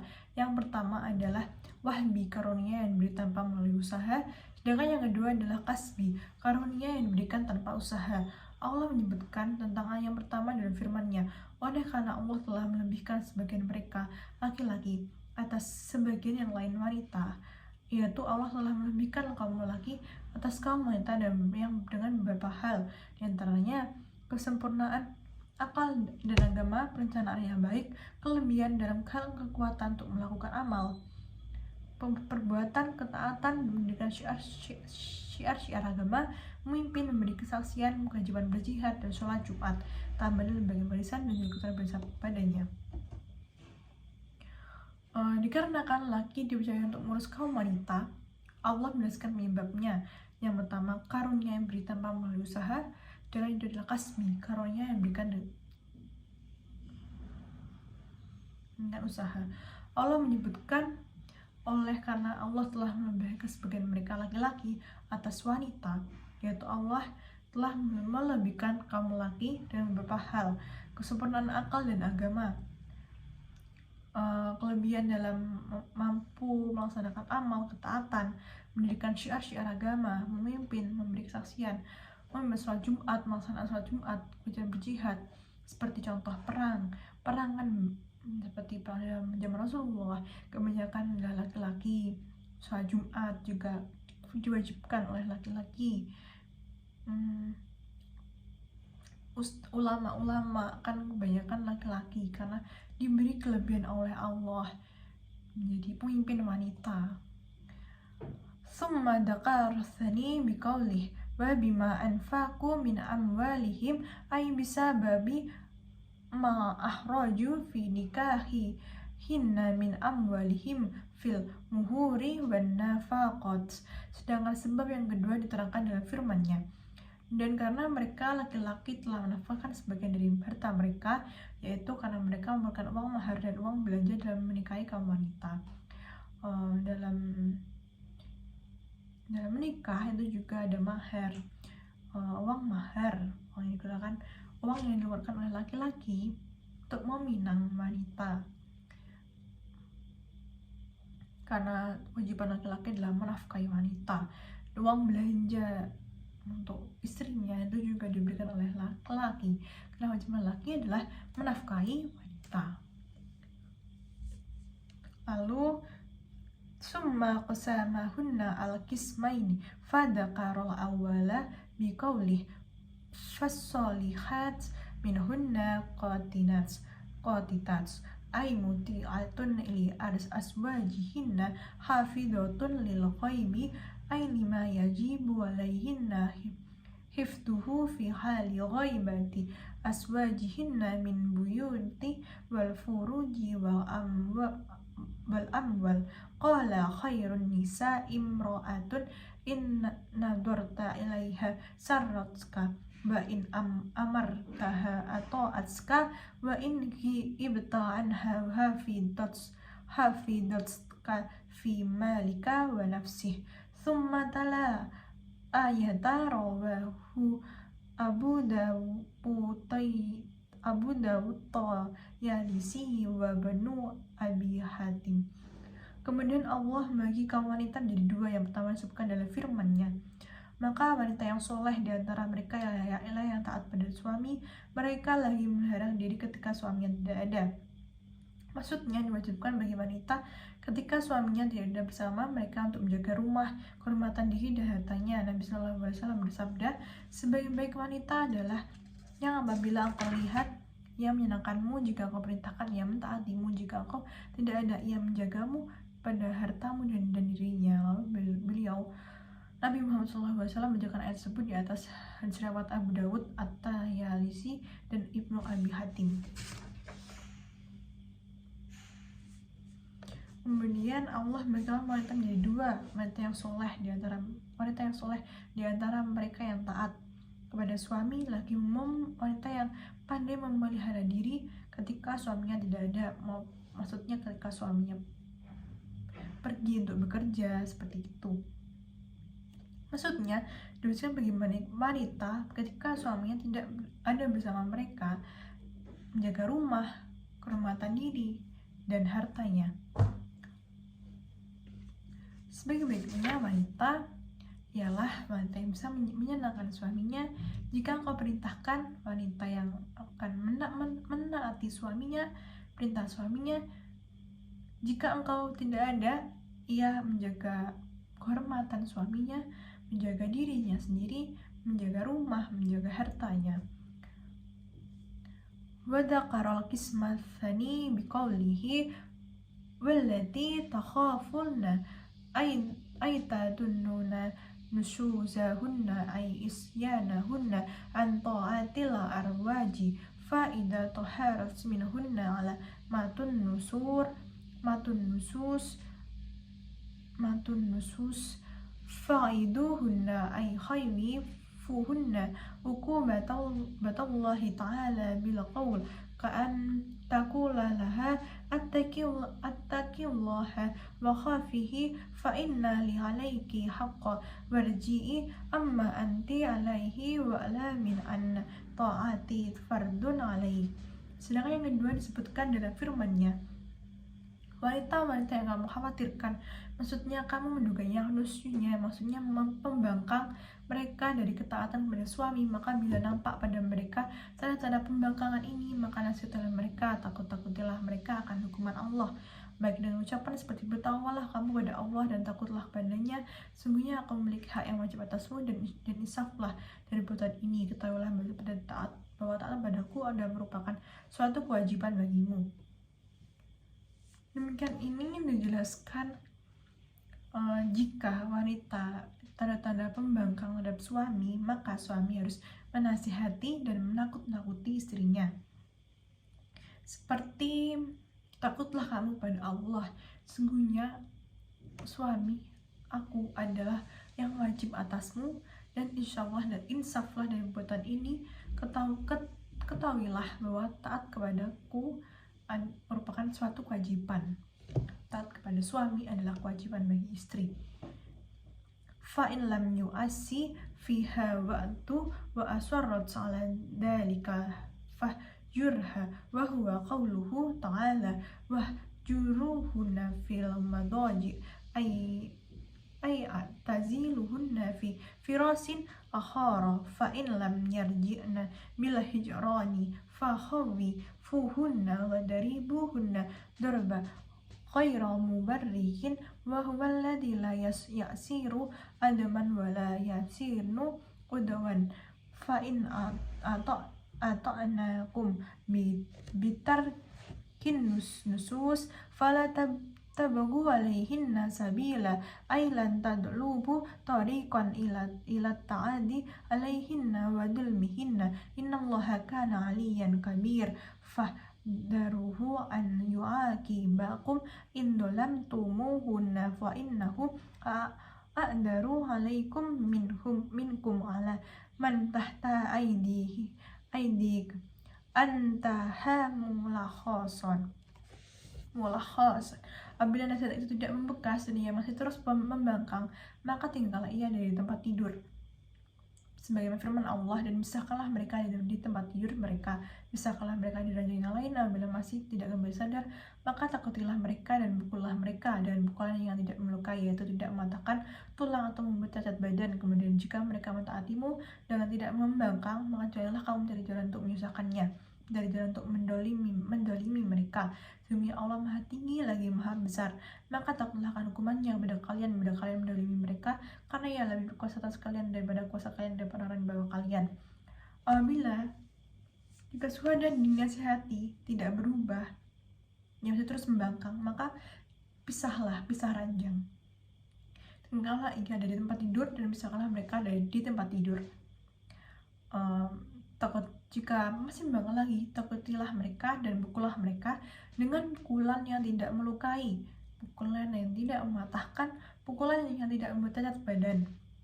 Maka janganlah kamu mencari jalan untuk menyusahkannya, mencari jalan untuk mendolimi mereka jika mereka tidak membangkang, jika mereka mengikuti bertakwa kepada suami, maka suami tidak boleh mendolimi mereka, mencari-cari jalan untuk menyusahkan mereka, menyusahkan istrinya.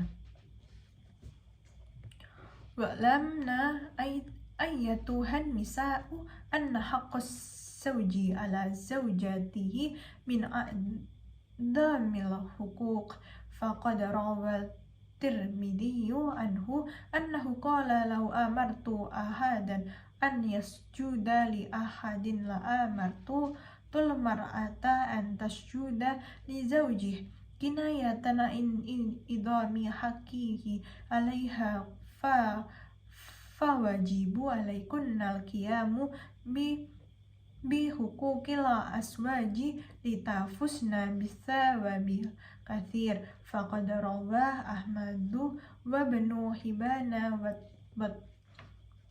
Tabaraniyu bil fadin mutaqaribatin an Adasi bani Malikin radhiyallahu anhu annahu qala Rasulullah al-mar'atu idza sallat khamsaha wa shamat sahraha wa hafidat farjaha wa ata'at zawjaha tadkhulu min ayyi babin sa'at min abwabil jannah. Ketahuilah wahai kaum wanita, sesungguhnya hak yang paling agung adalah hak suami atas istrinya. Telah diriwayatkan oleh Tirmizi bahwa Nabi Shallallahu Alaihi Wasallam bersabda, bila aku memerintahkan seorang untuk sujud kepada seseorang, pasti aku perintahkan seorang istri sujud kepada suaminya. Hal ini merupakan kiasan akan keagungan hak suami atas istri. Jadi kewajiban kalian adalah menunaikan hak suami agar kalian mendapat pahala yang banyak. Telah diriwayatkan oleh Imam Ahmad, Ibnu Hibban, dan Tabarani, dan lafaz yang hampir berdekatan isinya dari Anas bin Malik radhiyallahu anhu, berkata Rasulullah bersabda, seorang wanita bila ia sholat 5 waktu puasa di bulannya Ramadan, menjaga kemaluannya dan mentaati suaminya, maka ia akan masuk surga dari pintu surga manapun yang ia sukai. Hak yang paling agung bagi seorang yang sudah menikah adalah hak suaminya atas istrinya. Telah diriwayatkan oleh Tirmizi, bila aku meminta seorang untuk sujud pada seorang, pasti aku perintahkan seorang istri bersujud pada suaminya. Hal ini kiasan akan keagungan hak suami atas istri.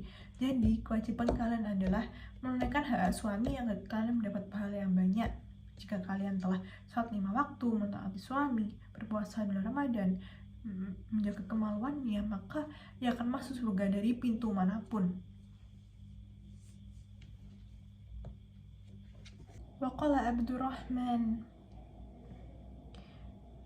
bin Auf al-mar'atu salihatu khairun min alfi rajuli ghairi salih wa ayyuma imra'atin khadamat zawjaha sab'atu ayyamin ughliqa anha sab'atu abwa min nari wa futihat laha thamaniyatu abwabil jannati tadkhulu min ayyiha sa'at bi ghairi hisab. Abdurrahman bin Auf berkata, seorang wanita solehah lebih baik daripada 1000 lelaki tidak soleh. Wanita manapun yang melayani suaminya selama 7 hari, maka akan tertutup baginya 7 pintu neraka dan terbuka baginya 8 pintu surga. Ia boleh masuk pintu manapun yang ia sukai tanpa ada perhitungan. Di sini dijelaskan, seorang wanita yang solehah lebih baik daripada 1000 lelaki yang tidak soleh.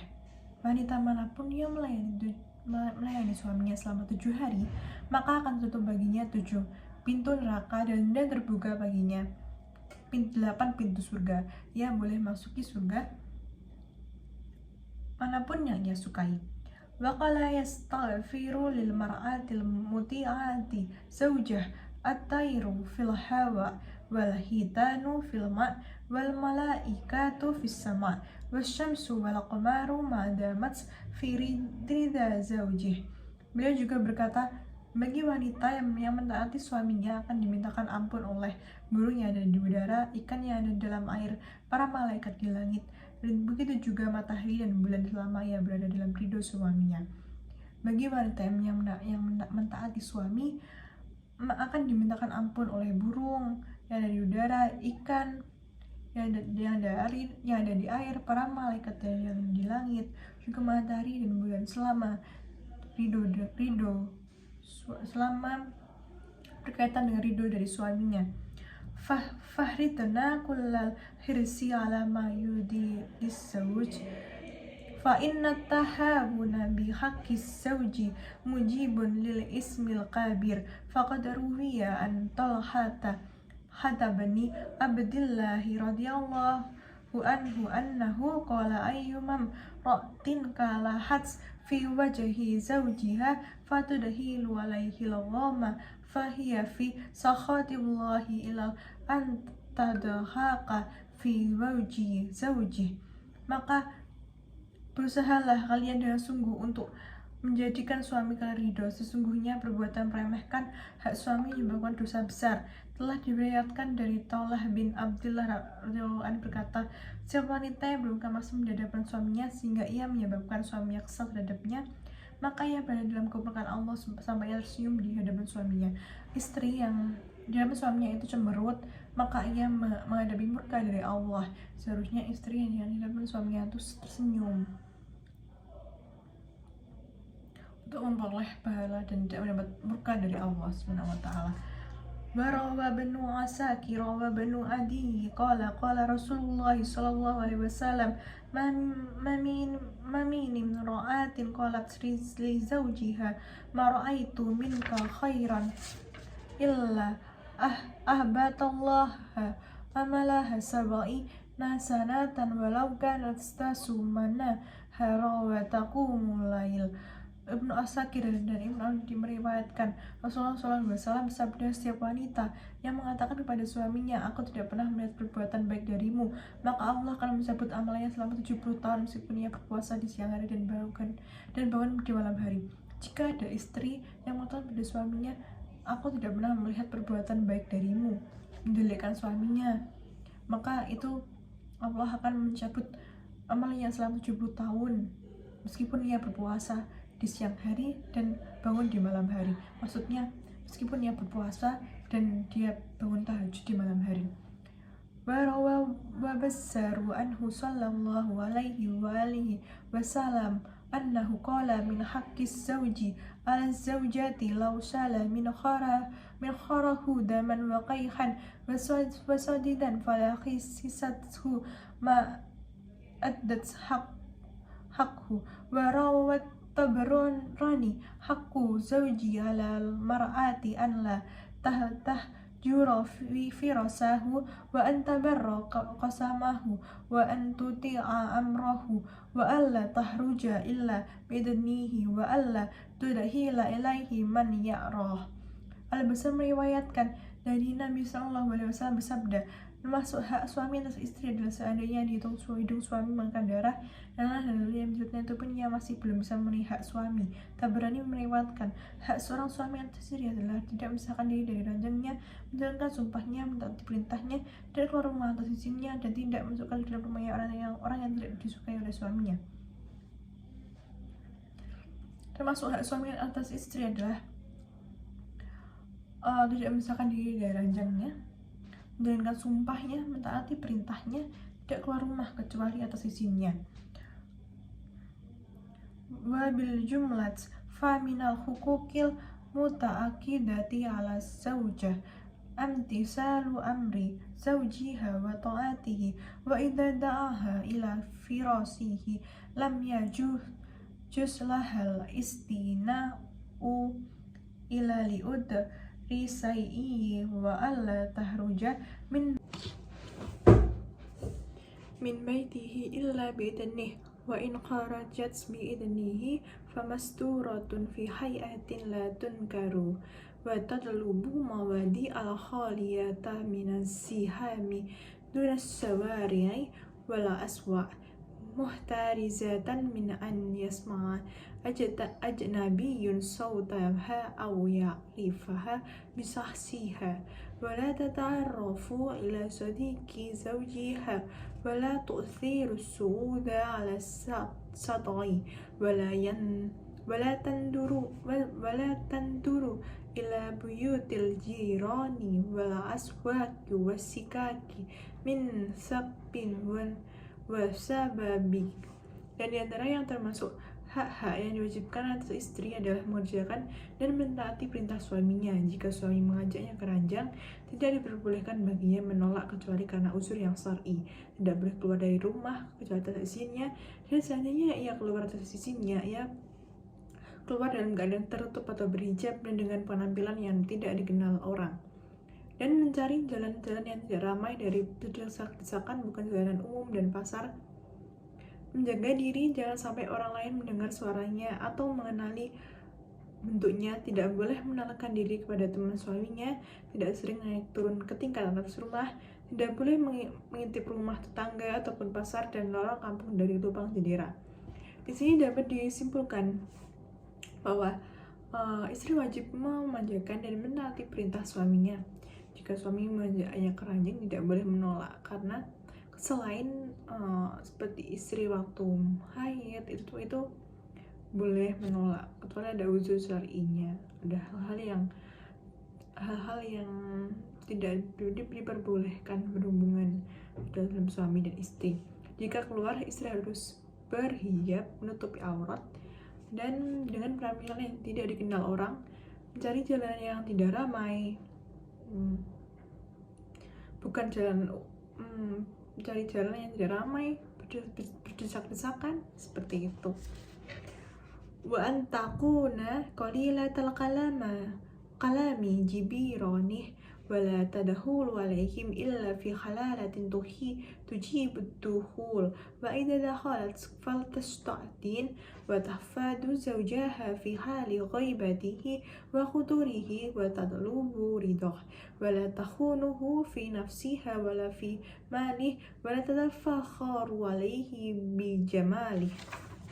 Hendaknya ia sedikit berbicara dengan tetangganya dan tidak selalu sering mengunjungi mereka kecuali saat dibutuhkan untuk mengunjungi mereka. Bila ia masuk, hendaknya ia meminta izin dan hendaknya menjaga kehormatan suami kala tidak ada di rumah ataupun ada di rumah, juga meminta ridhonya. Tidak mengkhianati suami pada dirinya ataupun pada hartanya, tidak membanggakan kecantikannya di hadapan suami.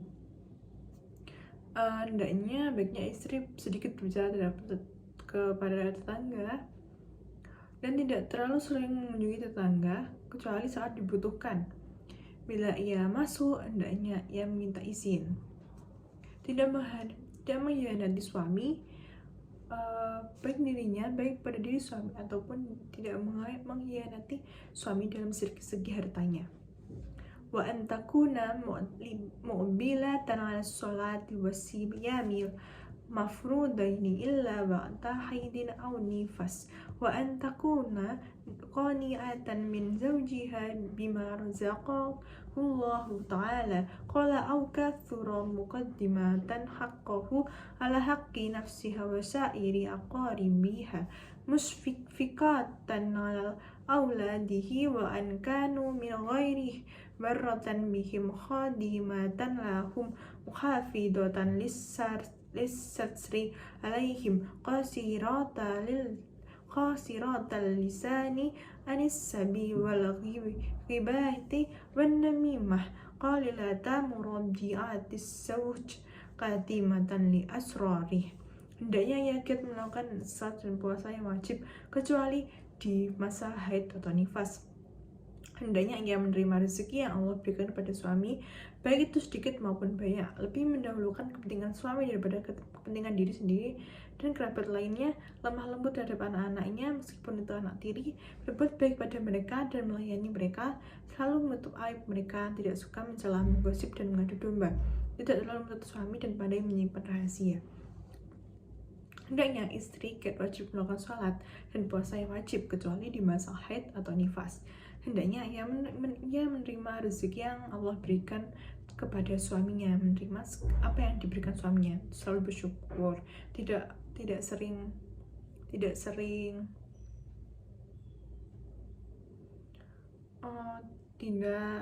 menghormati suami, tidak sering menuntut, tidak terlalu menuntut suami, dan pandai menyimpan rahasia suaminya. Wa mimma yatlubu minha aidan tazayyunu wa tatayyibu li zawjihi wa muqabalatuhu bil bishri wal inbisat wa an taquma bi kulli hidmatin fid dari ta'diru 'alaiha. Dan termasuk hal-hal yang diharuskan terhadap suami, yaitu berdandan dan memakai minyak wangi untuk suaminya, menemui suaminya dengan sholat, senyuman manis, dan penuh kegembiraan, melakukan pekerjaan rumah tangga sebisanya. Masuk hal-hal yang diharuskan istri terhadap suami, yaitu selalu berdandan di depan suami, memakai minyak wangi, menemui suami dengan senyum manis.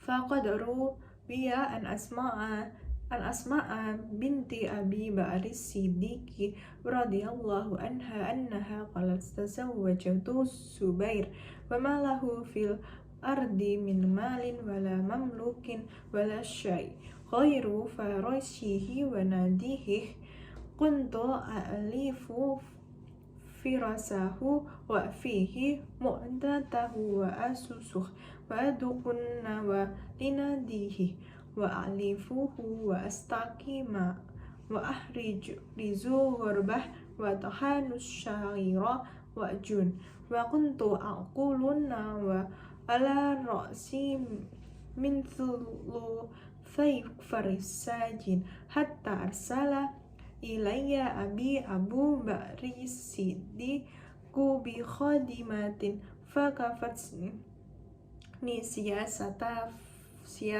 faros faqa'annama a'taqani. Diriwayatkan dari Asma binti Abu Bakar As-Siddiq radhiyallahu anhu berkata, aku menikahi Zubair sedangkan ia tidak memiliki apapun baik harta maupun harta saya. Ia yang memiliki kuda dan unta pengangkut air. Aku memberi makan kudanya, memenuhi kebutuhannya serta memeliharanya, menumbuk biji kurma untuk untanya, memberinya makan dan mengambilkan air. Aku juga menjaga timbanya yang terbuat dari kulit, menggiling gandum dan memasaknya, bahkan aku memikul biji-biji kurma di atas kepalaku. Dan jarak 2/3 versah sampai ayahku Abu Bakar mengirimku seorang pembantu yang ia dapat membantuku menunggus kuda. Sejak saat itu seakan-akan ia telah membebaskanku.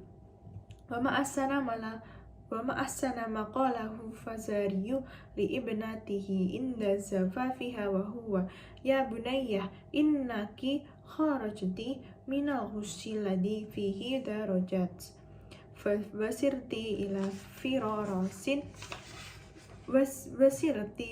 firasin ata'rifinah wa qarinin la ta'lanfinah fakuni lahu ardon yakun laki samaan wa kuni lahu mihadan yakun laki imadan tastani dina ilaihi wa kuni lahu amatan yakun laki abdan wala tulihi alaihi fi say'in fayala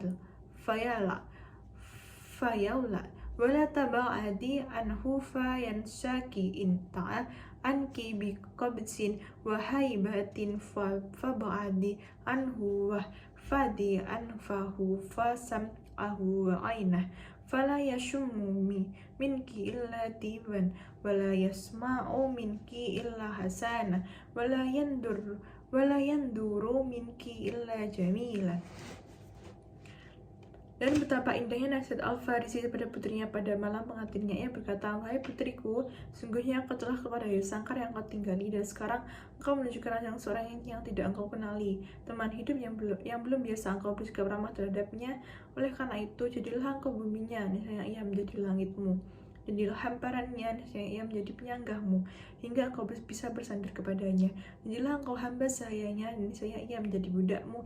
Janganlah engkau terlalu banyak menuntut sesuatu darinya, karena ia bisa membencimu.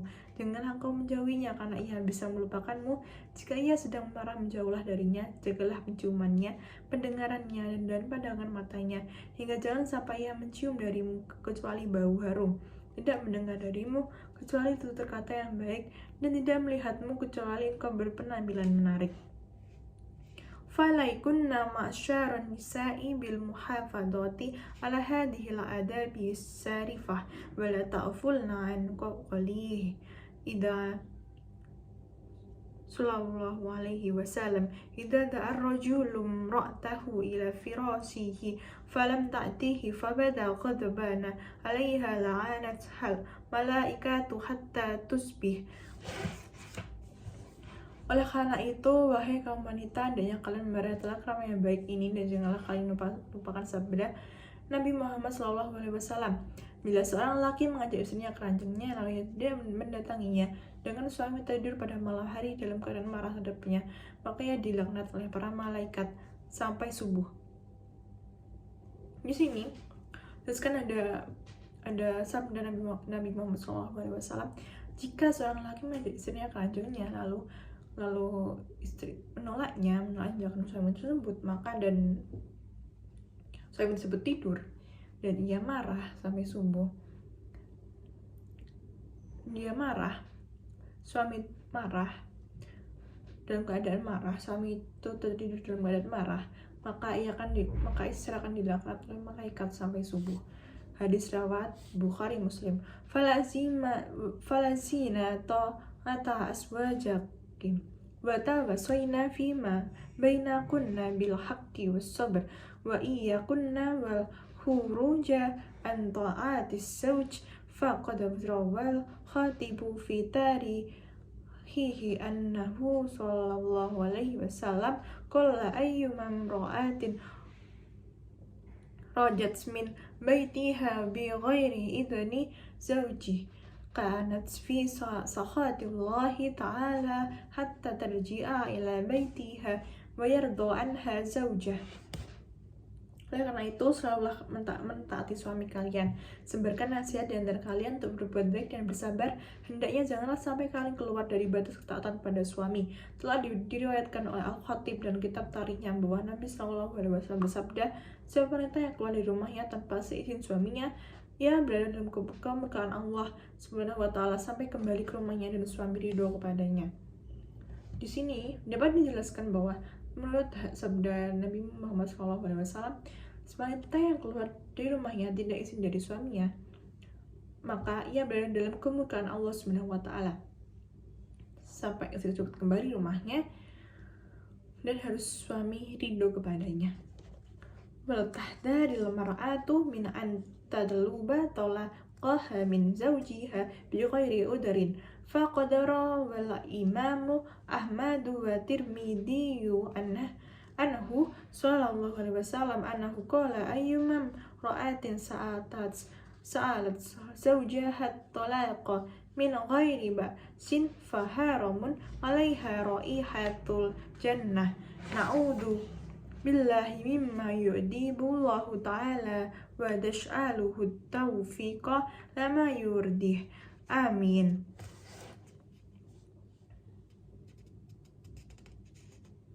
Seorang wanita jangan sampai menuntut cerai dari suaminya tanpa alasan, karena telah diriwayatkan oleh Imam Ahmad dan Tirmizi bahwa Nabi SAW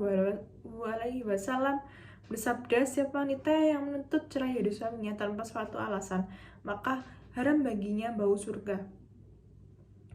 Kami berlindung pada Allah dari segala sesuatu yang membuatnya murka, dan kami mohon padanya agar diberi taufik melakukan amal perbuatan yang Dia ridhoi. Amin. Di sini menjelaskan bahwa ada larangan wanita jangan sampai menuntut cerai dari suaminya karena tanpa alasan. Setiap wanita yang bercerai dari suami tanpa suatu alasan, maka haram baginya bau surga, bahkan tidak mencium bau surga. Alhamdulillah.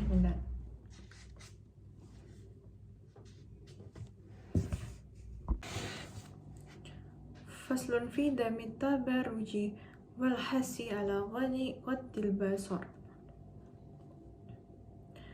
Qala Allah Ta'ala waqarna fi buyutikunna wa la tabarrajna tabarrujal jahiliyah ula wal aqimna sholata wa atina zakata wa atina Allah wa rasuluh.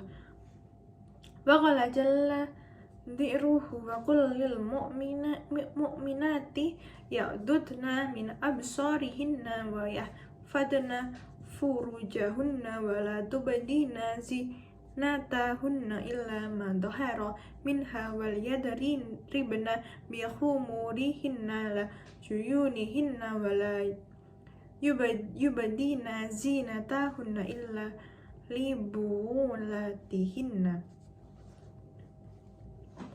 Janganlah bertabarut dan aturan menahan pandangan. Allah Ta'ala berfirman, dan hendaklah kamu tetap di rumahmu, dan janganlah kamu berhias dan bertingkah laku seperti orang-orang jahiliyah yang dahulu, dan dirikanlah sholat, tunaikanlah zakat, dan taatilah Allah dan Rasulnya. Allah Ta'ala berfirman, katakanlah kepada wanita yang beriman, hendaklah mereka menahan pandangannya dan memelihara kemaluannya, dan janganlah mereka menampakkan perhiasannya kecuali yang biasa nampak daripadanya, dan hendaklah mereka menutupkan kain kudung ke dadanya, dan janganlah menampakkan perhiasannya kecuali pada suami mereka. Larangan pada wanita adalah mereka menahan pandangannya dan memelihara kemaluannya. Dan janganlah mereka menampakkan perhiasannya kecuali perhiasan yang biasanya nampak. Maksudnya perhiasan yang sederhana aja, biasanya yang digunakan sehari-hari, seperti gelang seperti ini. Maksudnya gelang yang biasa aja, gak usah yang berlebihan seperti itu. Dan jika keluar adalah mereka menutupkan kain kudung ke dadanya. Janganlah menampakkan perhiasannya kecuali kepada suaminya. Perhiasan yang berlebih boleh, tapi harus pada suaminya. Yahibu alaikunna ma'syaran nisa'i an tumassilna kalam Allah ja'ala wa'ala fa innahu yaqulu waqawna fi buyutikunna bima'na lazimna buyutakunna fa inna hissa mar'ati wa sarafaha mulazamatuha maskanah walidha qala Rasulullah sallallahu alaihi wasallam laisa lil mar'ati nasibun fil khuruji illa mudtaratan wa laisa la nasibun fit tariki illa hawas. Diwajibkanlah sekalian wahai kaum wanita dan untuk menaati firman Allah, sungguhnya Dia berfirman, dan hendaklah kamu menetap di rumahmu. Artinya menetaplah di rumah kalian karena kebesaran dan kemuliaan seorang wanita dikala dia menetap di rumahnya. Oleh karena itu Rasulullah SAW bersabda, seorang wanita tidak diperkenankan keluar rumah kecuali untuk kepentingan mendesak, dan ia tidak mendapat bagian di jalanan kecuali di tepi jalan saja. Di sini dapat teman bahwa Allah telah menyuruh wanita untuk hanya menetap di rumah saja, keluar jika ada kepentingan urusan yang mendesak. ثم قال تعالى ولا تبرجنا تبرج الجاهلية الأولى. الجاهلية هم أهل الكفر من قبل الإسلام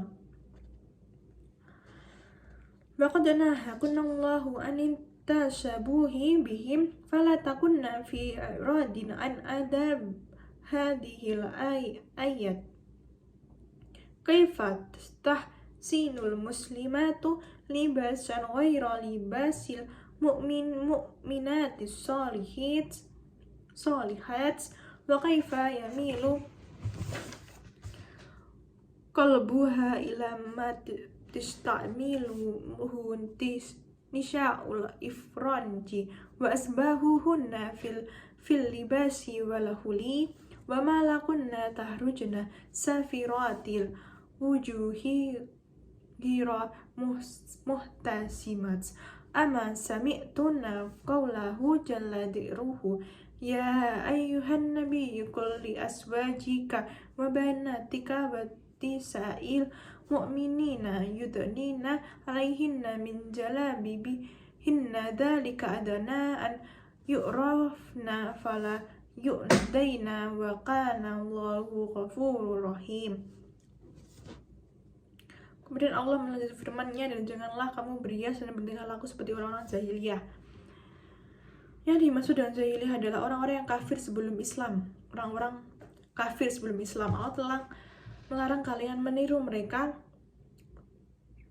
Maka janganlah kalian berpaling dari mentaati ayat ini. Bagaimana mungkin seorang wanita muslimah memandang baik pakaian yang bukan pakaian wanita beriman yang solihah, dan bagaimana hatinya tertarik pada pakaian dan perhiasan yang dipakai oleh wanita barat. Kenapa kalian berani keluar sambil menampakkan wajah tanpa menutupnya? Benar kalian telah mendengar firman Allah. Hai Nabi, katakanlah kepada istri-istrimu, anak-anak perempuanmu, dan istri orang mukmin, hendaklah mereka mengangkat jilbabnya ke seluruh tubuh mereka. Yang demikian itu supaya mereka lebih mudah untuk dikenal, karena itu mereka tidak diganggu. Dan Allah adalah Maha Pengampun lagi Maha Penyayang. Fal'ula bil mar'ati wala ahsan laha antam kutha fi baitiha wala tahruja minhu illa inda darurati wala hajatis sadidah fa fi mulazimati buyuti kullu khairin wa karabatin lin nisa fa innal mar'ata anratun yastashrifuha syaitanu idha kharajat min baitiha. Maka sudah selayaknya seorang wanita tinggal di rumahnya dan tidak keluar kecuali untuk kepentingan yang mendesak, karena dengan banyak tinggal di rumah terdapat banyak kebaikan dan kemuliaan baginya. Sesungguhnya seorang wanita adalah aurat yang selalu diintai oleh setan bila ia keluar dari rumahnya. Waqad rawat Tabrani bi isnadin hasanin anin nabiyyi annahu qala an-nisa'u auratun wa innal mar'ata la tahruju min baitiha wa ma biha ba'sun fayastasrifuha syaitanu fayaqulu innaka la tamurri ala ahadin illa jabatih wa innal mar'ata la talbasu siyabaha fayuqalu laha aina turidina fataqulu a'udhu ma ridan au ushidu janazatan au usalli fi masjid wa ma abadatim ra'atin rabbaha mislaan ta'budahu fi baitiha. Imam Tabrani telah meriwayatkan dari sanad yang baik bahwa Nabi Muhammad SAW bersabda, kaum wanita merupakan aurat, dan sungguh seorang wanita keluar dari rumahnya tanpa ada berpura penting, lalu setan mengertinya dan berkata, sungguhnya tidaklah engkau berpasangan dengan seorang pun yang engkau membuatnya kagum.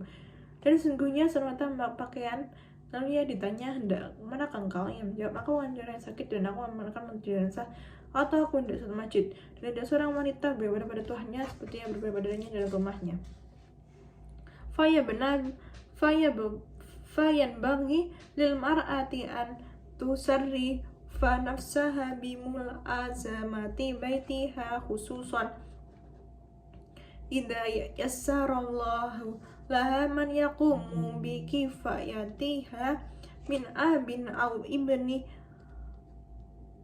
au zawji fa inni tajat ila khuruji falyahruj mustatiratan wa alaiha qaddu basarih fa'a taltafit wala tandur ghaira tariqih wa ata masatiban inda khurujih faqad warada nahyu an dalika qala sallallahu alaihi wasallam ayyuma imra'atin tarat summa kharajat fa marrat ala qaumin liyajidu rihaha fahiya zaniyat.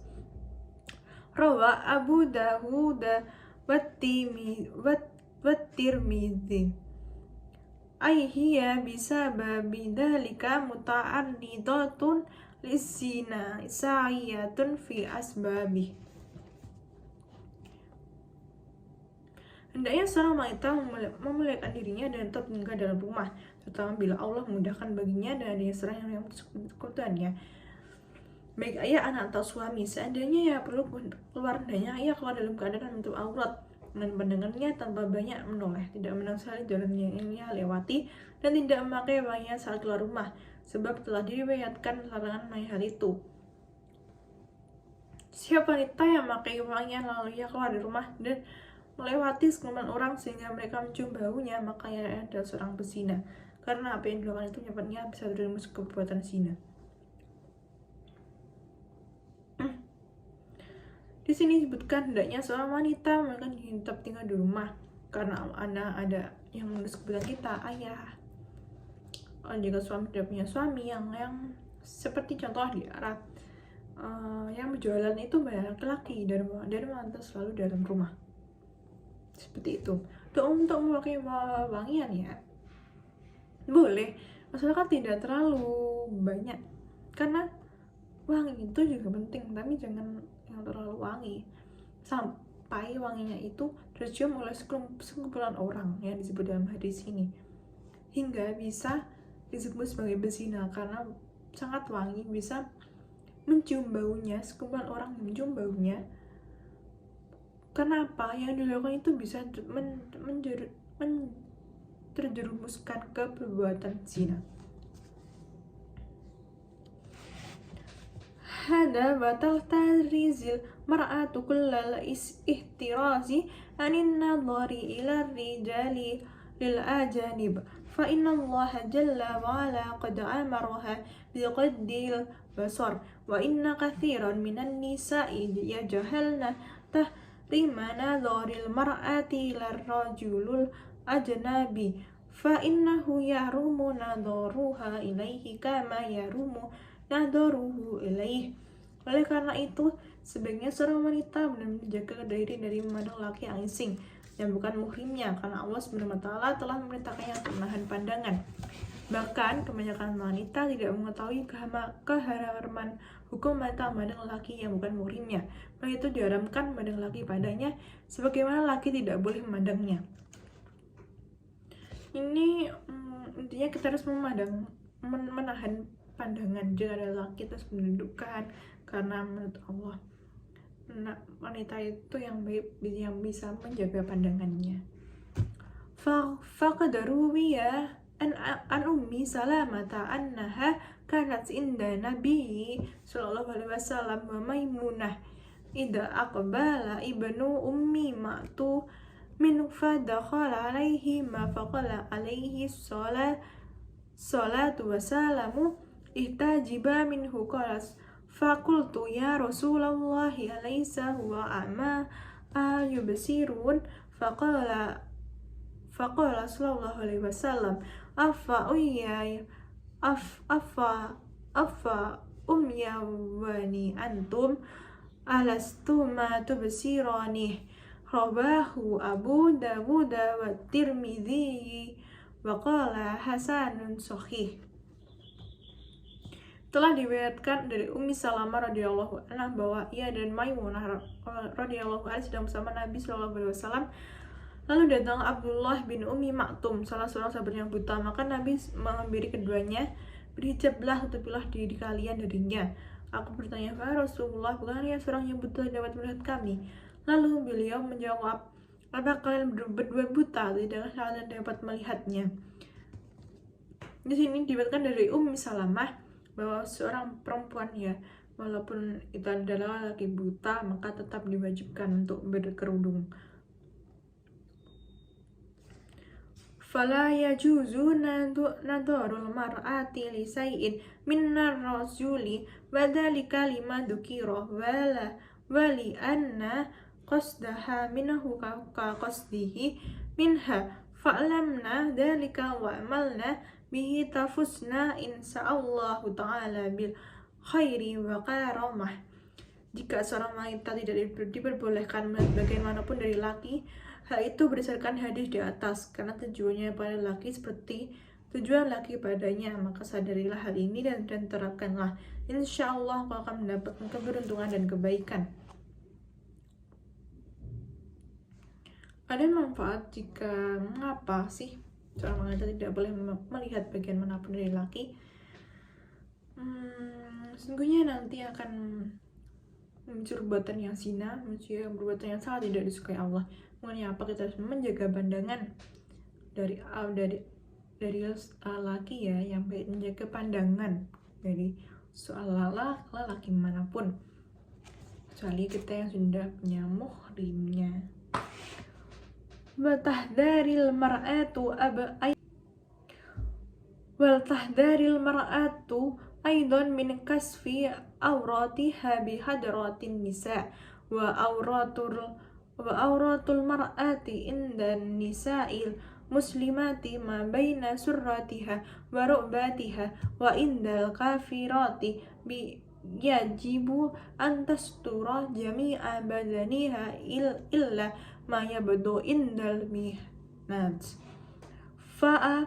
fa'ayajuzu an ta'sifal mar'atu ma baina surratih warobatiha inda ahadin minan nisa'i walau kanat ummaha au bintaha au uhtaha au khadimataha fa inna dhalika haram kama la yajuzu laha an ta'shifa min badaniha indan nisa'il ka'afirati siwa man yabdu indal mihnah. Wallahu a'lam. Hendaklah seorang wanita menjaga diri tidak membuka aurat di hadapan sama kaum wanita. Seorang wanita di hadapan wanita muslimah batasnya antara pusar dan lutut, sedangkan di hadapan mantan non muslim ia wajib menutup seluruh badannya kecuali yang bisa tampak saat bekerja. Jadi ia tidak boleh menampakkan anggota tubuh bagian pusar dan lututnya di hadapan wanita manapun, meskipun itu ibunya, putrinya, dan saudaranya ataupun pelayan wanitanya, karena itu hukumnya haram. Sebagai juga ia tidak boleh menampakkan anggota tubuhnya di hadapan mantan non muslim kecuali yang bisa nampak saat bekerja. Wallahu a'lam. Di sini tidak menahan diri untuk tidak membuka aurat sama wanita pun tidak boleh. Batasnya antara pusar dan lutut, jadi tidak boleh kelihatan pusar, lututnya tidak boleh kelihatan sama wanita, baik itu putrinya, baik itu ibunya, saudaranya, pelayan wanitanya, maka itu hukumnya haram. Astagfirullah.